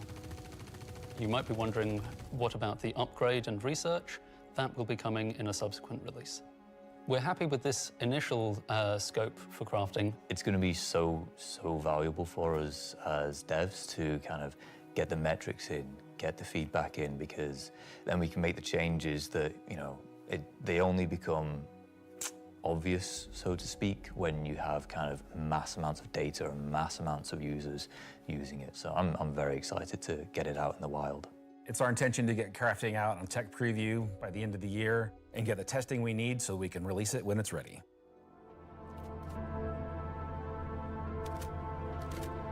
So that's one way you'll be crafting your own experiences in the Star Citizen universe. But what about us? Where do we get to hone in and craft a bespoke experience here and there, specifically tailored to individual or small group play? Well, that's where instancing comes in. And I'm going to let Benji tell you a little bit more. We're bringing instancing to Star Citizen in 2026. Why are we doing it, and how will it work? So if you've played any content in 2025 in Star Citizen, you know that most of these areas were in actual PvP zones where other players could interfere. Instancing is a means to create an environment where designers can create tailored content that's tuned to a specific group size, but it is also protected from outside interference. It's not to say that we don't love PvP. I'm a PvP guy. PvP me, bro. But like most MMOs, a good balance between a dangerous overworld and a protected instances is needed. Right now, we don't have this ability, and this is something we really need in order to give you a sense of progression that is tailored and balanced to a tunable amount of groups, so the difficulty matches the group size. There's a beginning and an end. It doesn't mean that that doesn't fit in our overworld strategy, meaning getting to the instance is dangerous, exiting the instance is dangerous, or can be interfered with others. But at least when you're playing the content, we can actually make something that's curated for one experience. So before anybody says this is only a PvE thing, this technology can also be applied to unlock curated PvP experiences that are as seamless as the PvE ones. So it's not about one thing or the other, it's really about unlocking developers' ability to create curated content. So that said, how will it work? Instancing is really an evolution over static to dynamic meshing. We want your instances to be as seamless as your instance hangars, meaning that when you take an elevator, you exit the elevator, you're inside the instance. A gateway opens, you cross that gateway, you're now into your instances. Could be also a quantum jump into an instance that you don't even see. The transition is just like a dynamic mesh transition. And so throughout the universe, we will be able to add these areas that are open or closed instances that allow you to join in either with a party and have a reserved instance for your party, or join an open instances that has a number of slots. And so some of those areas will be completely instanced on different servers. This allows us to leverage the compute power of the entire mesh. The closed ones will be really to drive one piece of content. You enter and exit seamlessly, just like we do with your instance hangars currently. Let's go and find out what one of our first instances will be. Siege of Arzen was an event we did previously, which created a gameplay scenario where the player had to run through and progress through contested islands of Arzen. This was a high-paced, high-intensity event, but it struggled a little bit from its technical execution. But now with the introduction of instancing, it gives us an opportunity to evolve it and modify it and make it better for you and a small group to work through that activity. It is an event that I had the honor of pretty much solely designing and building all of the logic and having the stress of trying to get it working. Agent Dooley from the CDF puts the call out for volunteers because basically the Nine Tails have taken over sort of a cluster of floating platforms in Orison. And you are there to kill these sort of lieutenants of this terrorist organization and take back control. So in our current thinking, Siege of Orison is designed for about a 15 to 20 people fire team. So you, your friends, or your org will go in, you'll all have sort of dedicated roles. Some of you might be the tank who brings in the heavy weapons and sort of pulls the fire. Some of you might sit at the back and be the sniper and pick people off who are a bit further to make the advance easier. Some of you will be the medic whose sole job is going to be revive and look after the rest of your team and the health of them. And some of you will be the people who push for the objectives to try and get sort of most of the mission done. The event was designed for about 15 to 30 people, but when we released it, we fixed the problem with 2 DGSs on one server that was fighting for resources. And with that, we also upped the player count to 100. So when it first debuted, it was already too full for what it was designed for. It was a massive operation at the time.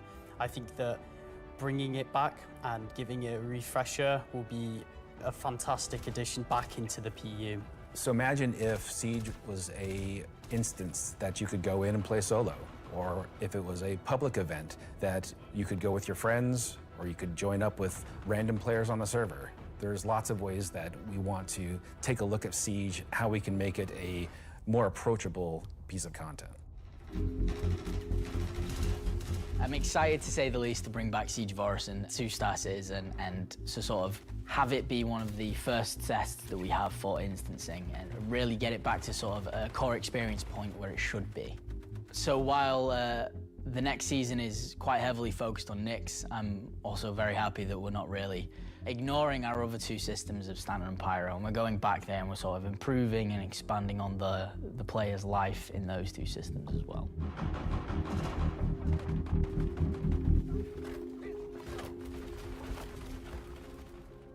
Yes, and while things like Genesis, interstellar hauling, crafting, Siege of Orison, and more will reveal next year, we'll continue to bring life into the existing universe outside of Nyx. There's still one more exciting use for instancing we're building right now. It's an earlier look than normal, and some of it is still in white box, but we're excited to share the first look at a major content release of 2026, and what it means for progression-based gameplay.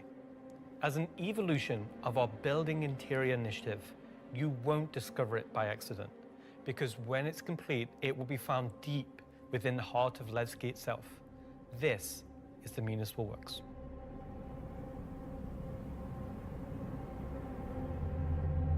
So inside the facility, you'll find huge vaporization chambers, old processing plants, industrial tunnels, and eventually into the old turbines which are still pumping heat into the old rock. So this is the true history of Levski. This is a place where you won't see in Lorville, you won't see in I-18 or the other landing zone. It's the pure basis of Levski. You will have, of course, metal and tunnels and more structural plays, but you will also see a lot of rock and cave. So it's not a place you go to take vacation. It's really a place you go to fix stuff. Not everybody has what it takes to come down there and do the job that needs to be done. All of your sewage systems have stopped working. Everything's going to quite literally. And so the player is tasked with their group, most likely, to go into there, take out the outlaws, and get the facility working again. So let me get this straight. This is literally a mission to fix the toilets of Levski. It's not just the toilets. You're also trying to turn on the air. Air is a bit more important.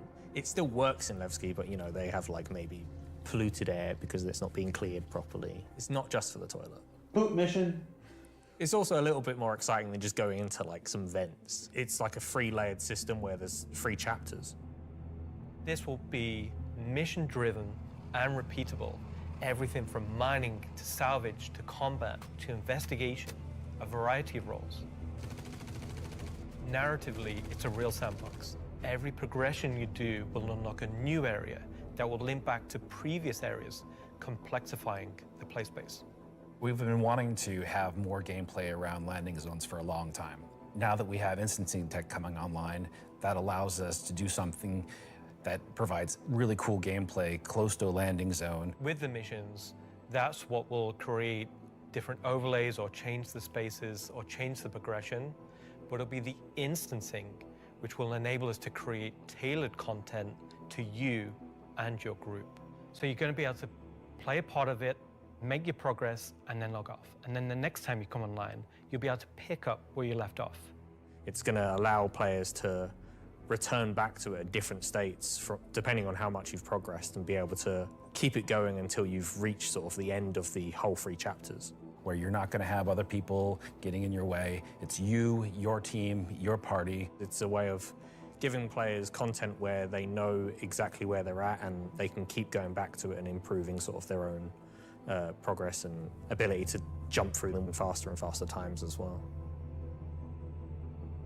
So that's a look at how we'll be allowing players and developers alike to create more crafted experiences within the greater sandbox of the persistent universe. Okay, is that it for me at this point, Jared? Almost. Throw it back to me, and I've got one more for you after this. Back to you, Jared.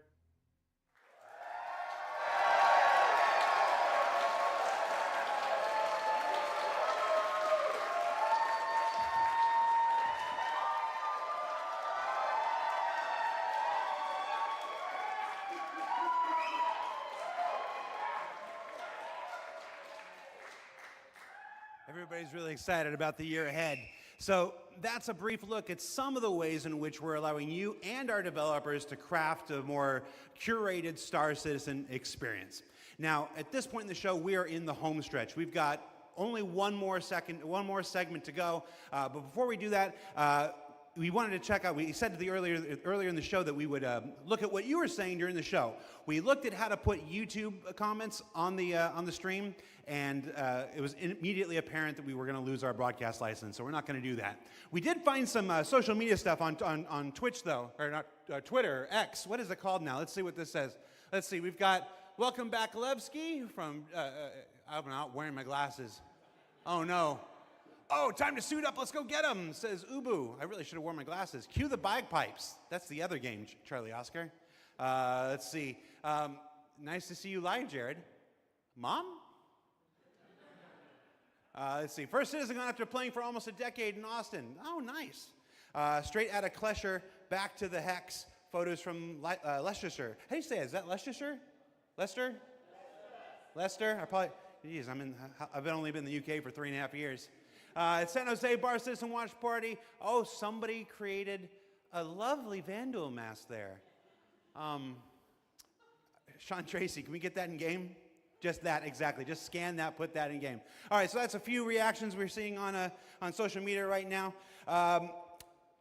Before we get to our big finale, or the thing we're going to wrap up the show with today, I did want to talk a little bit about big CitizenCon versus digital CitizenCon versus what we're doing today, which is CitizenCon Direct.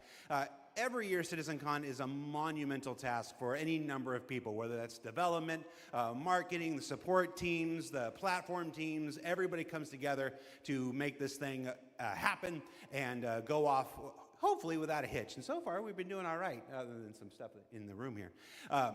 You know who you are. They had to know. But doing CitizenCon is not always the easiest thing for our developers. You might not assume this, but most game developers are not social butterflies. They tend to like to sit quietly in the dark at their computers, like little goblins, and just make digital virtual worlds like this. And then I come in all happy and like, hey, you want to be on video? And they're like, no. And I'm like, it's in your contract. And they're like, oh, yeah. So we thought, we usually do it behind the scenes afterwards, but we thought we'd do a little bit of it here. The folks in the editorial department put together a brief montage of some of the more candid moments from the filming of CitizenCon over the last couple weeks, so we're going to spend 2 minutes and take a look at that. let's see what they put together. How many CitizenCons have you performed in now? Performed? Just the one. Nope, my first one. One last year. 2. A few. 8 or 9? Maybe 9 or 10? Never. Man, I don't know, man. Did you like doing it? Yes, I was completely terrified. It was good, a bit stressful. The first live one, I was a mess. Weird combination of going from insane highs to insane lows. Live ones. Because? It's over. The live ones are pretty special. Pre-tap's always fun, but the live events are special, aren't they? Remember we were at that weird crack house in Ancos? Right. I like the live ones. Oh, I mean, I love these digital ones. These are the best. Every time I've done it, it has been a digital one, and I'd like to do one on stage. Is it because you have a restraining order against you, or? Didn't know if I was going to be sick, if I was going to lose my stomach. How hard is it to keep your eyes open on stage? That's another problem with the lights. They're kind of, I'm realizing through this sentence that I'm closing my eyes as I speak. Do I do that a lot? I am a very shy individual, so this is me just trying to get out of my shell. Getting the crowd to react to the ideas that we've been working on for so long. We can react. Watch. Everybody. Yay! Yay! I can feel your passion from here. Cut the camera. Counting you down in like 30 seconds. I'm like, do I stand up? Do I sit down? Do I drink? Do I not? Do I talk? This will be the best one yet. That's right. Because it's nice and short. Is this all supposed to be usable content? Because I could be different. No. Of all your nicknames, why is Moist Master your favorite? I think you mean least favorite, and because it has the word moist in it. I mean, come on. We'll give you a new nickname by the end of this. Sounds good. Could do All with right, one. Let's get started.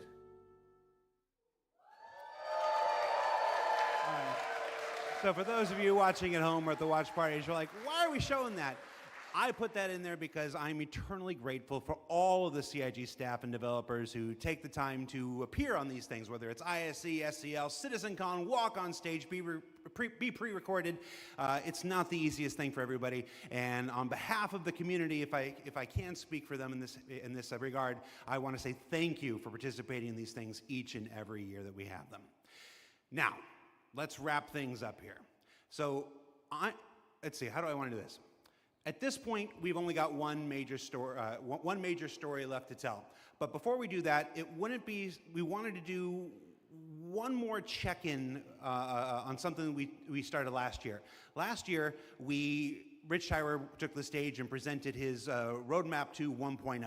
And we didn't want to go an entire year without talking to the senior game director himself to get his update on that 1 year later. So we're going to throw it to him, and we're going to go to our last segment, and when we come back, we'll say our goodbyes. And if you're at a watch party, it's time to get, I was going to say, that's not a word I can say on the camera. Let's just go, let's just throw it back to me. Go to me from 1 week ago.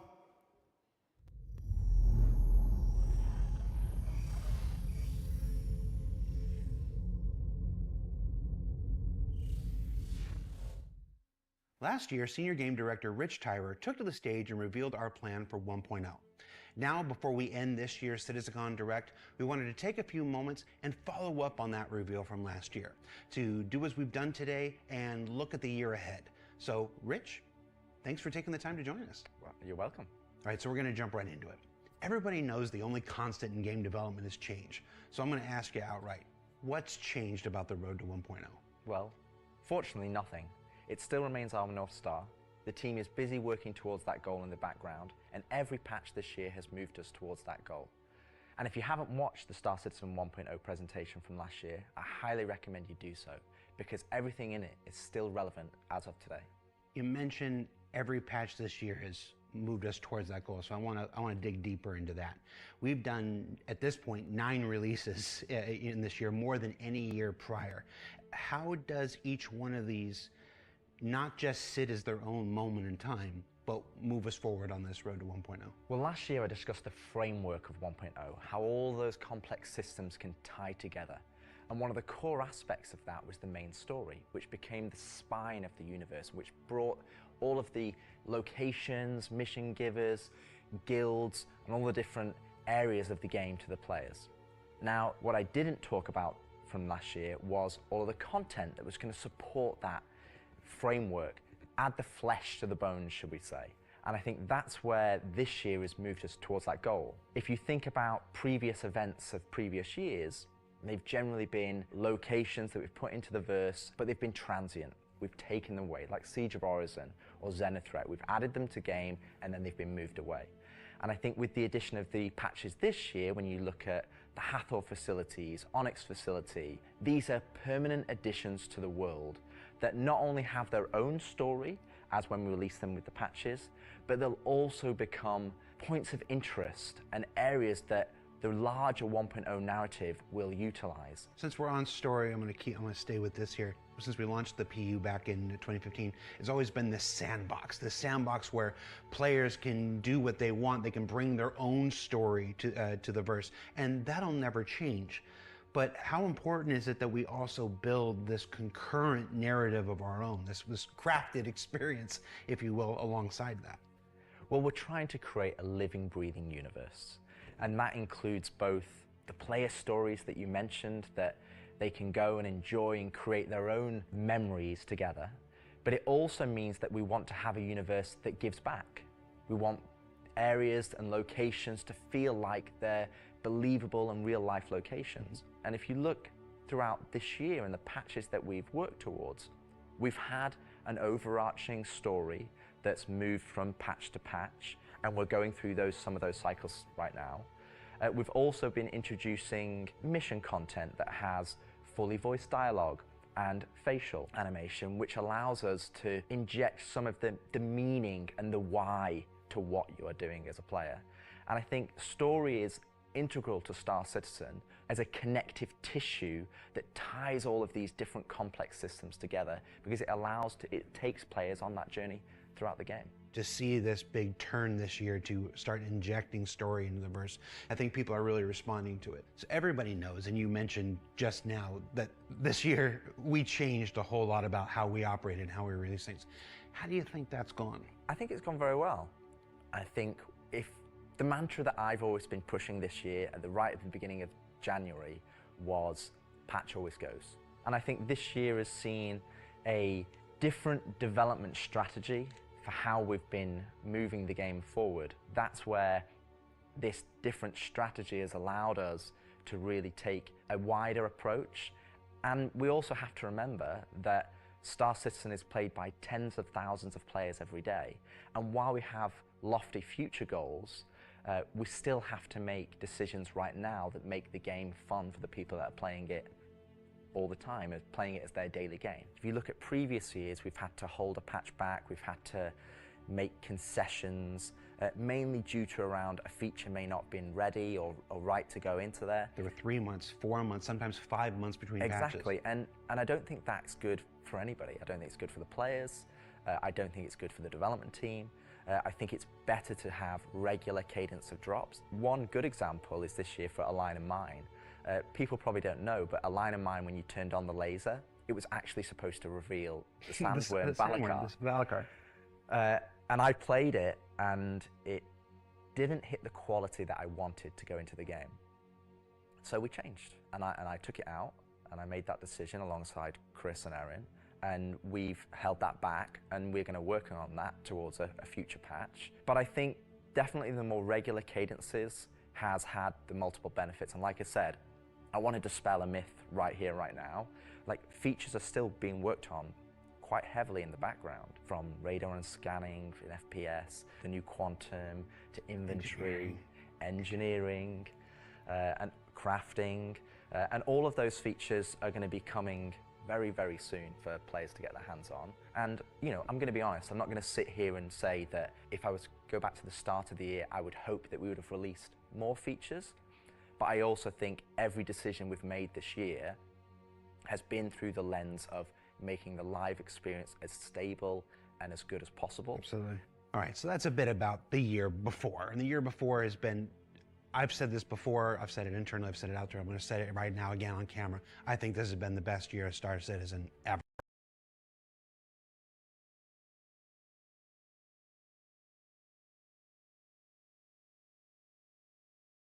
Are up, bug numbers are down, 30K is gone. It's been a solid year. But CitizenCon isn't CitizenCon without talking about the future, so I want to move us to the future.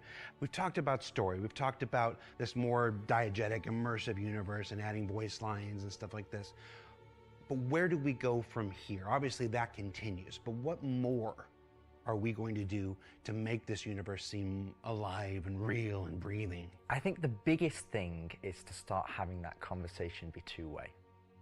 So if you think about this year, like you mentioned, we've been having fully voiced NPCs, but a lot of those missions and those NPCs, they're talking to you, they're talking at you. Right. You don't get to talk back to them. Now, obviously, you get to interact with them through your actions. You get to go and do their mission, and you get to move that along, and then they talk to you again. But it's a one-way conversation. We're missing that conversation wheel. Exactly. The next part would be physical mission givers. That's something that we're going to be working towards very soon, with Battaglia being the first one coming back in the verse. And just to be clear, we will be bringing all the mission givers eventually back, and we want them to be an integral part of the verse and the story that players go and enjoy. We want the locations to be brought to life, and as we mentioned last year, we want to have interactive scenes that you can go and be part of. And obviously the full end goal is towards, you know, to have cinematic stories in the game, and that is what we're going to be pushing towards. Everything we do, every decision we make is through the lens of moving us closer to 1.0.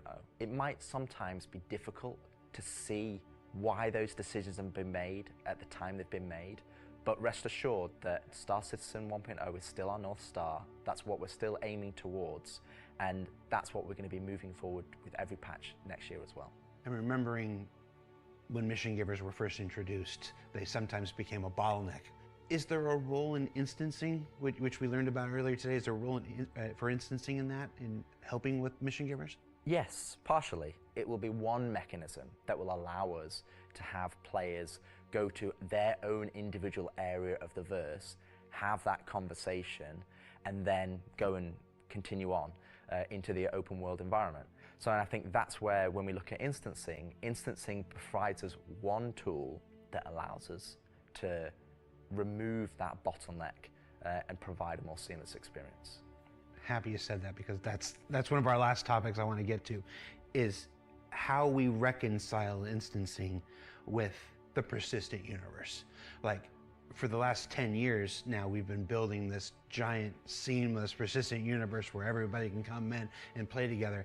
And it would be easy to have a first instinct reaction to the idea of instancing and say that's antithetical to everything that Star Citizen. But you mentioned last year these three pillars of building Star Citizen in the PU, and I want to know, you said nothing changed, but I want to ask you about this specifically. What are those three pillars again, and how does instancing fit within the greater design of Star Citizen? So the three pillars I mentioned last year were open world. That's just like the missions you love today. You can go and play, there's other players there, and you can go and enjoy that together. Then we have instancing, which I'll talk about more, but similar to municipal works that we've talked about previously. And then the third pillar was dynamic content, which would be content that's generated by the activities of the players. And I think it's very easy to become myopic around one specific thing when we're talking about it a lot, when it's the next stage of our development. And I think you could reverse it. If we'd have made a game that was all instance, and then I'd come on camera and said, hey guys, we're going to start doing it open world, it would be like, oh, is the game changing? Are we doing open world now? Is open world the new North Star that's going to take us this way? And it's not. It's just one more tool that's going to allow us to offer different and dynamic experiences for players to go and engage in. Now, when I talk about instancing isn't always what you'd imagine as a solo instance experience where it's only just you. We're going to have several different versions of instances. Some are going to be closed instances, which will be like the new player experience. We'll be able for you to go in by yourself, for us to teach you the ropes in a safe environment so that you can understand how to play the complex game that we've made. But we'll also have open instances like a cantina or a bar, where we might say, hey, we only want 50 people to come in here because we've got mission givers and we've got other NPCs for you to talk to, and you would just walk in and it would be seamless. You wouldn't know that there was an instance, you're not going to get a loading screen, you would just seamlessly walk into that location, it would be full of other players and NPCs, and you can go and enjoy the content. And that's, I think, something that instancing is going to provide us. It's going to give us a tool to offer different dynamic content, or curated content, as I'd say. It allows us to create experiences that are different to the open world experiences that we've already made. And it's not to say that we won't continue our open world development or only do instance content. It's going to be a mix. And like I said, this is one of the pillars that will move us towards 1.0. We will eventually work on dynamic content that will move us towards 1.0. And all three of those pillars will interweave to create the full Star Citizen experience. All right, so we've hit a lot of the bigger topics, the feature work, engineering, and FPS crafting coming to tech preview soon, stuff like this. We've talked about instancing and how that's going to work within the universe. But I want to ask you this one last big one. It's very easy to say Star Citizen is this kind of game and that kind of game. Those of us who spend our days making it know better. It's an everything game. It's everything we can make it game. It just is. But at the core of this is still spaceships. That life of spaceships. What more can you tell us about spaceship gameplay in the future? What can you give us? What can you tee up for us to look forward to for those of us who are really into Star Citizen for the spaceships? Our intentions going forward are to make sure that every ship or ship archetype that you acquire has a role and has content that you can go and enjoy in the universe. For example, right now I know that we're working on more robust mining missions, more robust salvage missions. We're going to be working on refueling missions. And we want to make sure that each and every one of the ship has a purpose and has a reason to exist in the game. That's from the smallest Argo MPUV, as well as ground vehicles, all the way up to the large capital ships.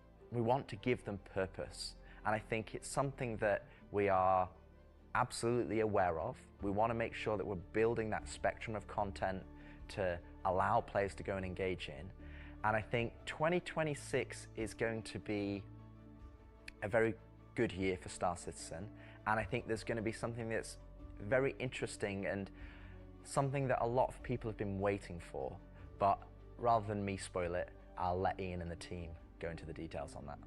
Get a twinkle in his eye. Ian, take it away.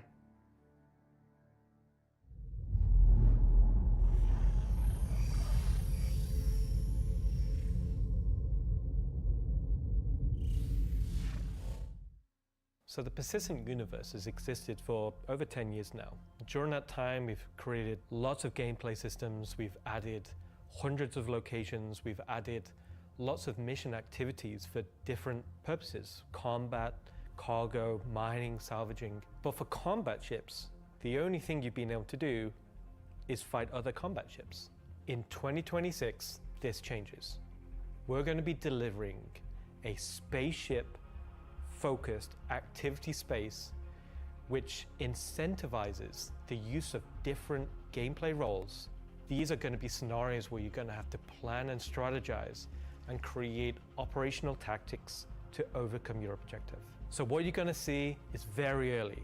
It's early in the pipeline process, and it's going to come online about mid next year. But we're really excited about the content we're creating, so we want to share with you a super early look at what we're building in a space we're calling Tactical Strike Groups.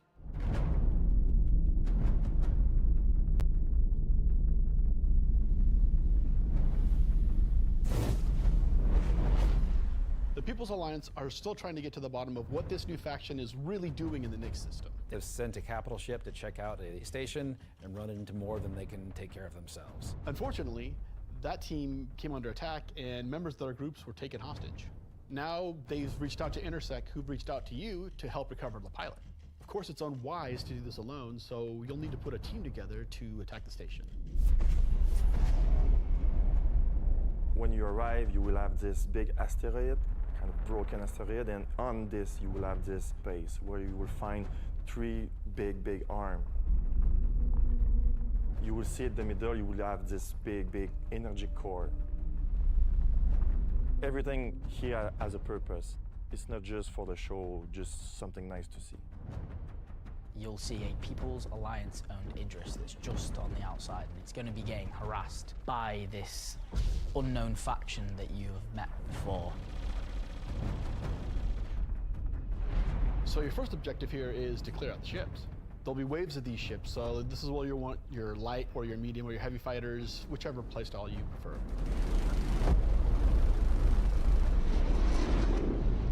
So while one part of your group is dealing with the fighters, now it's time to actually assault the station.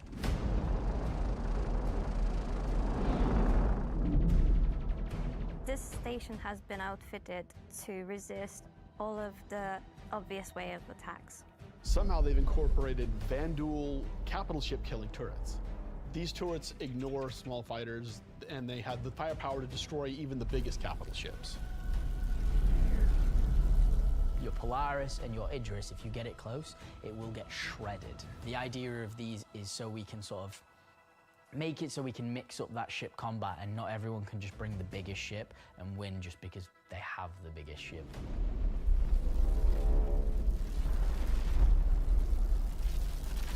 You have to send out your best pilots to navigate the superstructure and take down anything that may damage your bigger ships. So at this point you're thinking, destroy the turrets. But it's not that easy. This turret has shields that you've never seen before. It won't take any kind of damage.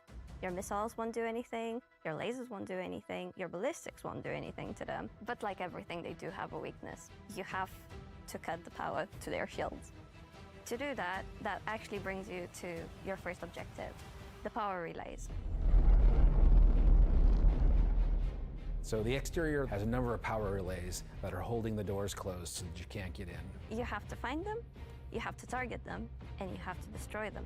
But it may not be as easy as it seems. Here's our first wrinkle. The power relays have their own shields that are resistant to energy-based attacks. We know how much you like using laser repeaters, but so do these guys. Capital ship can't get close enough because of the turrets. So ships with explosive or ballistic ordnance will be needed here. That's torpedo ships like your Retaliator or Gladiator, or even another fighter with ballistics loadout. That's going to take you a while.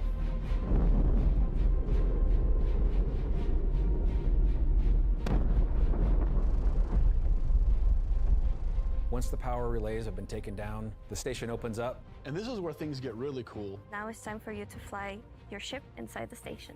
Yeah, you, in your ship, fly into the superstructure of this station. How cool is that? I feel like this is a proud dad moment. Thank you, Jared. We're just going to call it what it is. It's a trench run. Trench run.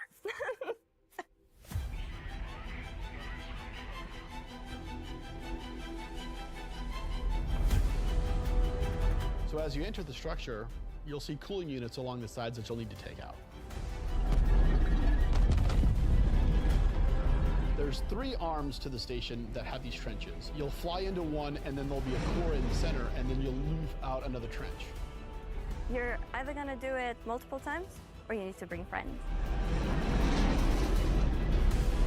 At this point, the core is still protected, so these are essentially strafing runs. There are objects to avoid. You're going to have to be able to dodge. You're going to have to move quickly. You need an agile ship. Because the shield generator that you're targeting is emitting lots of distortion damage. So once the cooling units are out, that exposes the core to overheat, which means that you can attack it from the inside and also from exhaust ports on the outside of the station. This core is armored and just takes a whole lot of damage.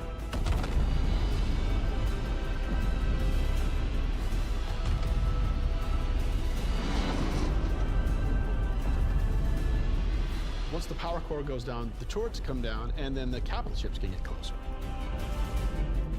Why is that important? Because during all of this, you spend a lot of ammo and munitions and ballistics, and you're going to want to top up. This is where we're going to get our new feature in. ship hangar refueling and rearming. You're going to be able to land in the hangar of select ships and be able to use the same interface as you are right now at stations to refuel and rearm. It's specifically for ships like the Idris and the Polaris and other ships that are designed to have other ships land inside them. Of course, it'll be more than just those two ships, and you'll find out more once we get closer to release. But this is a really important feature that we're really excited to get out. If you're not bringing your own Idris, the People's Alliance has an Idris there that can provide a safe port in a storm, allow you to set back up and head back out. And it's a good thing that you've rearmed and refueled too, because now another group of ships is coming to attack the People's Alliance Idris.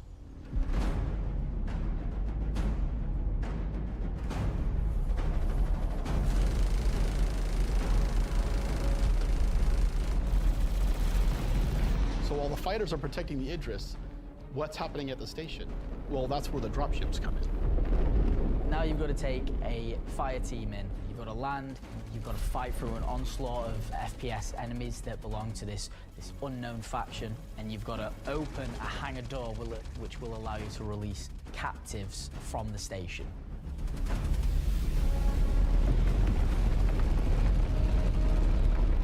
After you've opened the doors and that person's taken off, you've just got to make sure they get to safety.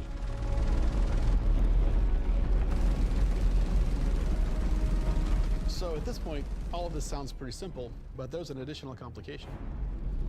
So up until this point, it's just been you versus the enemies in the station. But the enemies in the station have their own enemies. The Van Duel neighbors who really don't like these guys for some reason will come in and wreak havoc on everything. And they're not going to discriminate between you and the station. They're out for blood.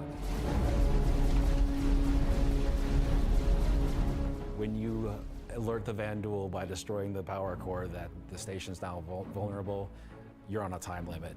Van Duel are coming, they're going to come hard, they're going to keep coming, you're going to have one hell of a fight.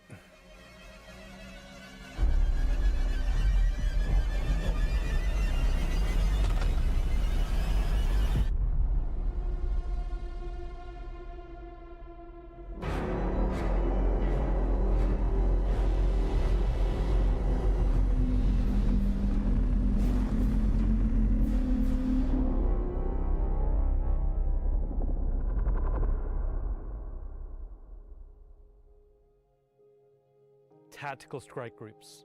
I'm personally so invested in this. So throughout 2025, we created a variety of content. Some of it was very focused on FPS combat. So personally, driving a more vehicle-based experience was very important to me. This is a defining statement that I want to do in 2026. We're a spaceship game. There are prized possessions. To the objects we fall in love with. This is the content we want to create, which creates scenarios and roles for you to use those spaceships. We won't get to all roles initially, but we should see this as a landmark, a position where we can see a gameplay space which incentivizes the use of different ships and scenarios to clear objectives and complete missions in a variety of roles. And in the future, we can use this to expand on. So I hope you're all just as excited as I am for tactical strike groups. They're gonna be fantastic.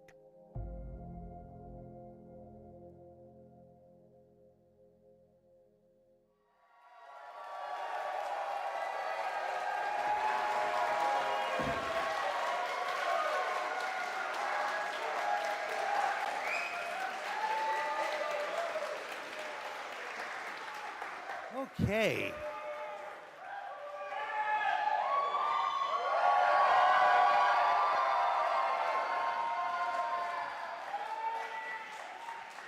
Why do you still have the puppet? John, come home. All right, so tactical strike groups. You know, it's been a long road for the last 10 years. The PU's been around. We've done lots to build stuff for mining ships and for salvage ships. And as Rich said, we're currently building out even more for those. And our first refueling missions coming online in 2026. But combat missions. Oh, hi, Aaron Roberts. Aaron Roberts. but finally having enough of the foundation in place that we can begin to build real spaceship operations, hesitate, in any other MMO they'd call dungeons. It's really exciting for me, and that's why we're ending the show this year with that. So yeah, that's been CitizenCon Direct. Thank you for taking the time to share this with us. Again, this is just a glimpse at some of what's coming in 2026. I've seen the Twitch chat and the YouTube chat like, oh, you're spoiling everything. I promise, we ain't. So before we let you go, that's it for me. Thank you so much for tuning in. And as with every CitizenCon, the last word shouldn't be mine. It should belong to our founders and CEO. So take it away, Chris Roberts. I hope you enjoyed this glimpse into some of what the team is cooking for the near future. Of course, we're not going to spoil everything that's currently in progress, and many features we haven't discussed today are in active development, like base building, social, and trade tools that are very much a priority. These, along with bringing the final polished features from Squadron 42 into the persistent universe, will make next year the most exciting yet for Star Citizen. Finally, I want to extend a heartfelt thank you to everyone at CIG for working so tirelessly and with so much passion to deliver something that is already special and will only get more so as we continue. And of course, to all of you for making all this possible with your support and feedback. We couldn't do this without all of you, something that I and the team appreciate every day. We are very lucky to be allowed the time and the money to build a game of all of our dreams, something that is only more apparent as the video game business becomes more monolithic. We are one of the few large independents left standing, and there is no way we would be allowed to dream as big as we are on an original game and take the time to achieve that dream if we were part or funded by any of the few remaining mega game companies. So thank you, and I look forward to seeing you all in the verse this coming year.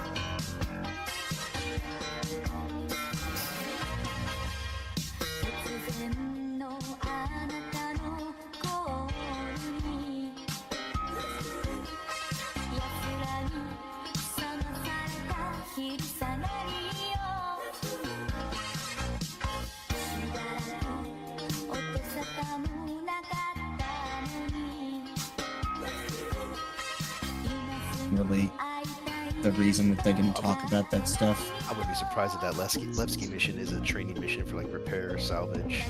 Yeah, that's engineering. Yeah, I think that in the belly of Levski is definitely going to be a training ground for 18 or Levski starting training. I think that's definitely going to be a training ground for the engineering style gameplay for sure. The biggest thing to me is like I don't necessarily know that I love that they're doing another we're going to build the system around you guys.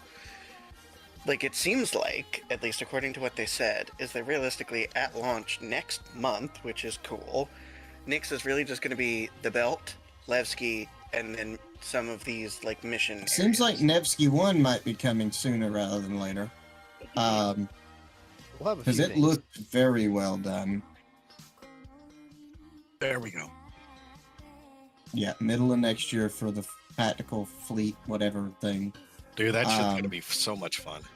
Tactical structure. Nyx is coming this year, gentlemen, for sure. Confirmed. Dude, I totally called that shit. Fuck A lot of everybody, bro. people I said were on that shit. fucking train. I didn't expect them to dump it in this way. I know. All the.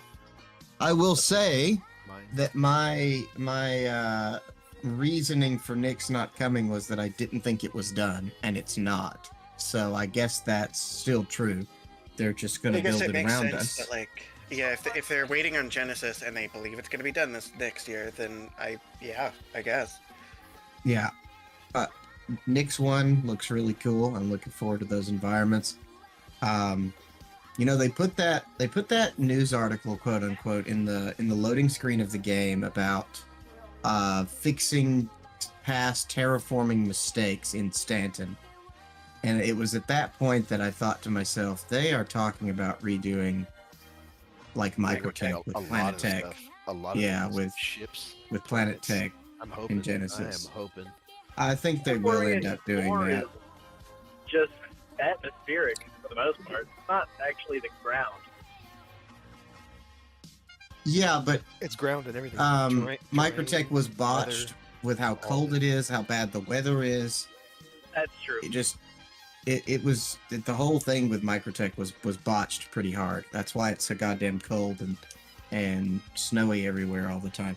But they did say that in that article, so I did have a feeling that we were going to get something with Planet Tech, but we all knew Genesis was a big deal that they've been working on. They showed that last year. What the fuck? Yeah, I mean, I'm good with this. I'm a little. My general feelings is that I wish they would have had more time. I know they did that on purpose. They talked about what they wanted to talk about. I think one of the biggest things we're going to see as a critique of this is that they just didn't talk about this, or they didn't talk about this. Well, you got to remember, CitizenCons in the past are 8 times this length. So they had to talk about what they wanted to talk about. And yeah, last year was like 2 days, like 8 hours or 10 hours. Two 8-hour sessions a day is typically I was a there, sitcom. Yeah, so like it's a long time. They didn't have that here, so they're not going to cover everything. Yard House. So yeah, I'm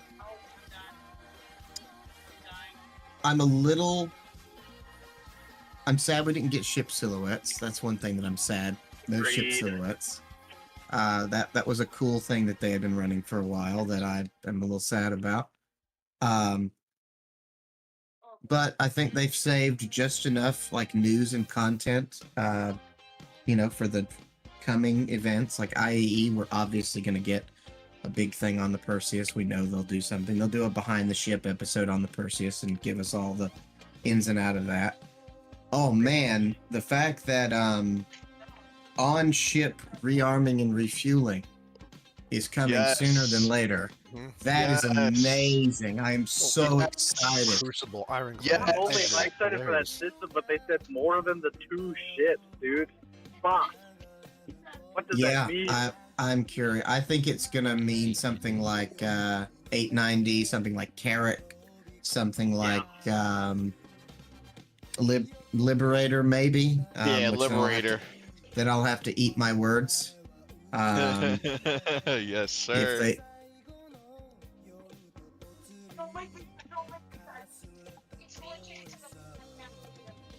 Oh, that's a good point.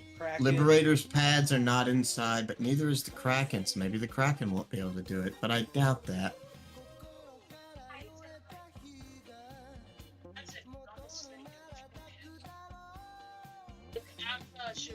Yeah. Yeah. Can do stuff. No, I agree.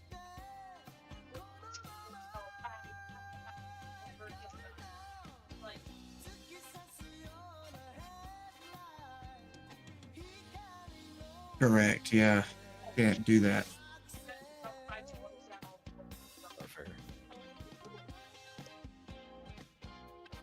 A C2.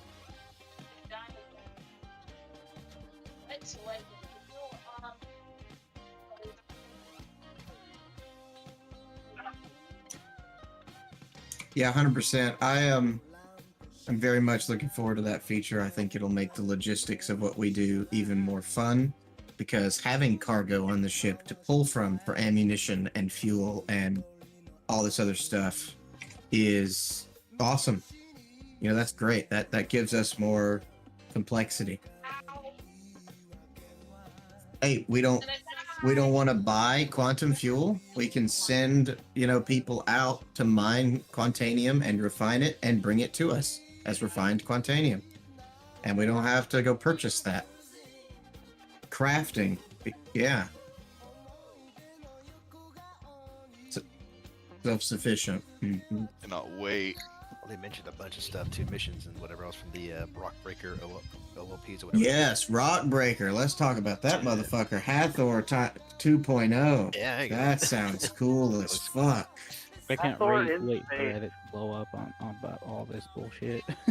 Yeah, it'll probably Pretty break, hilarious. but like, let's meet our expectations on the functionality of it on launch. But like, yeah, what a cool instance. I'm really looking forward to this space version of Hathor. That'll be a lot of fun. Levski looked really cool. This open EVA style landing zone. Oh yeah, really neat. That's that was really fucking cool. awesome looking. Looking forward to that. I'm glad that they have slightly retconned Nyx a little bit in the away from the lawlessness narrative and moved it towards more like a stable frontier.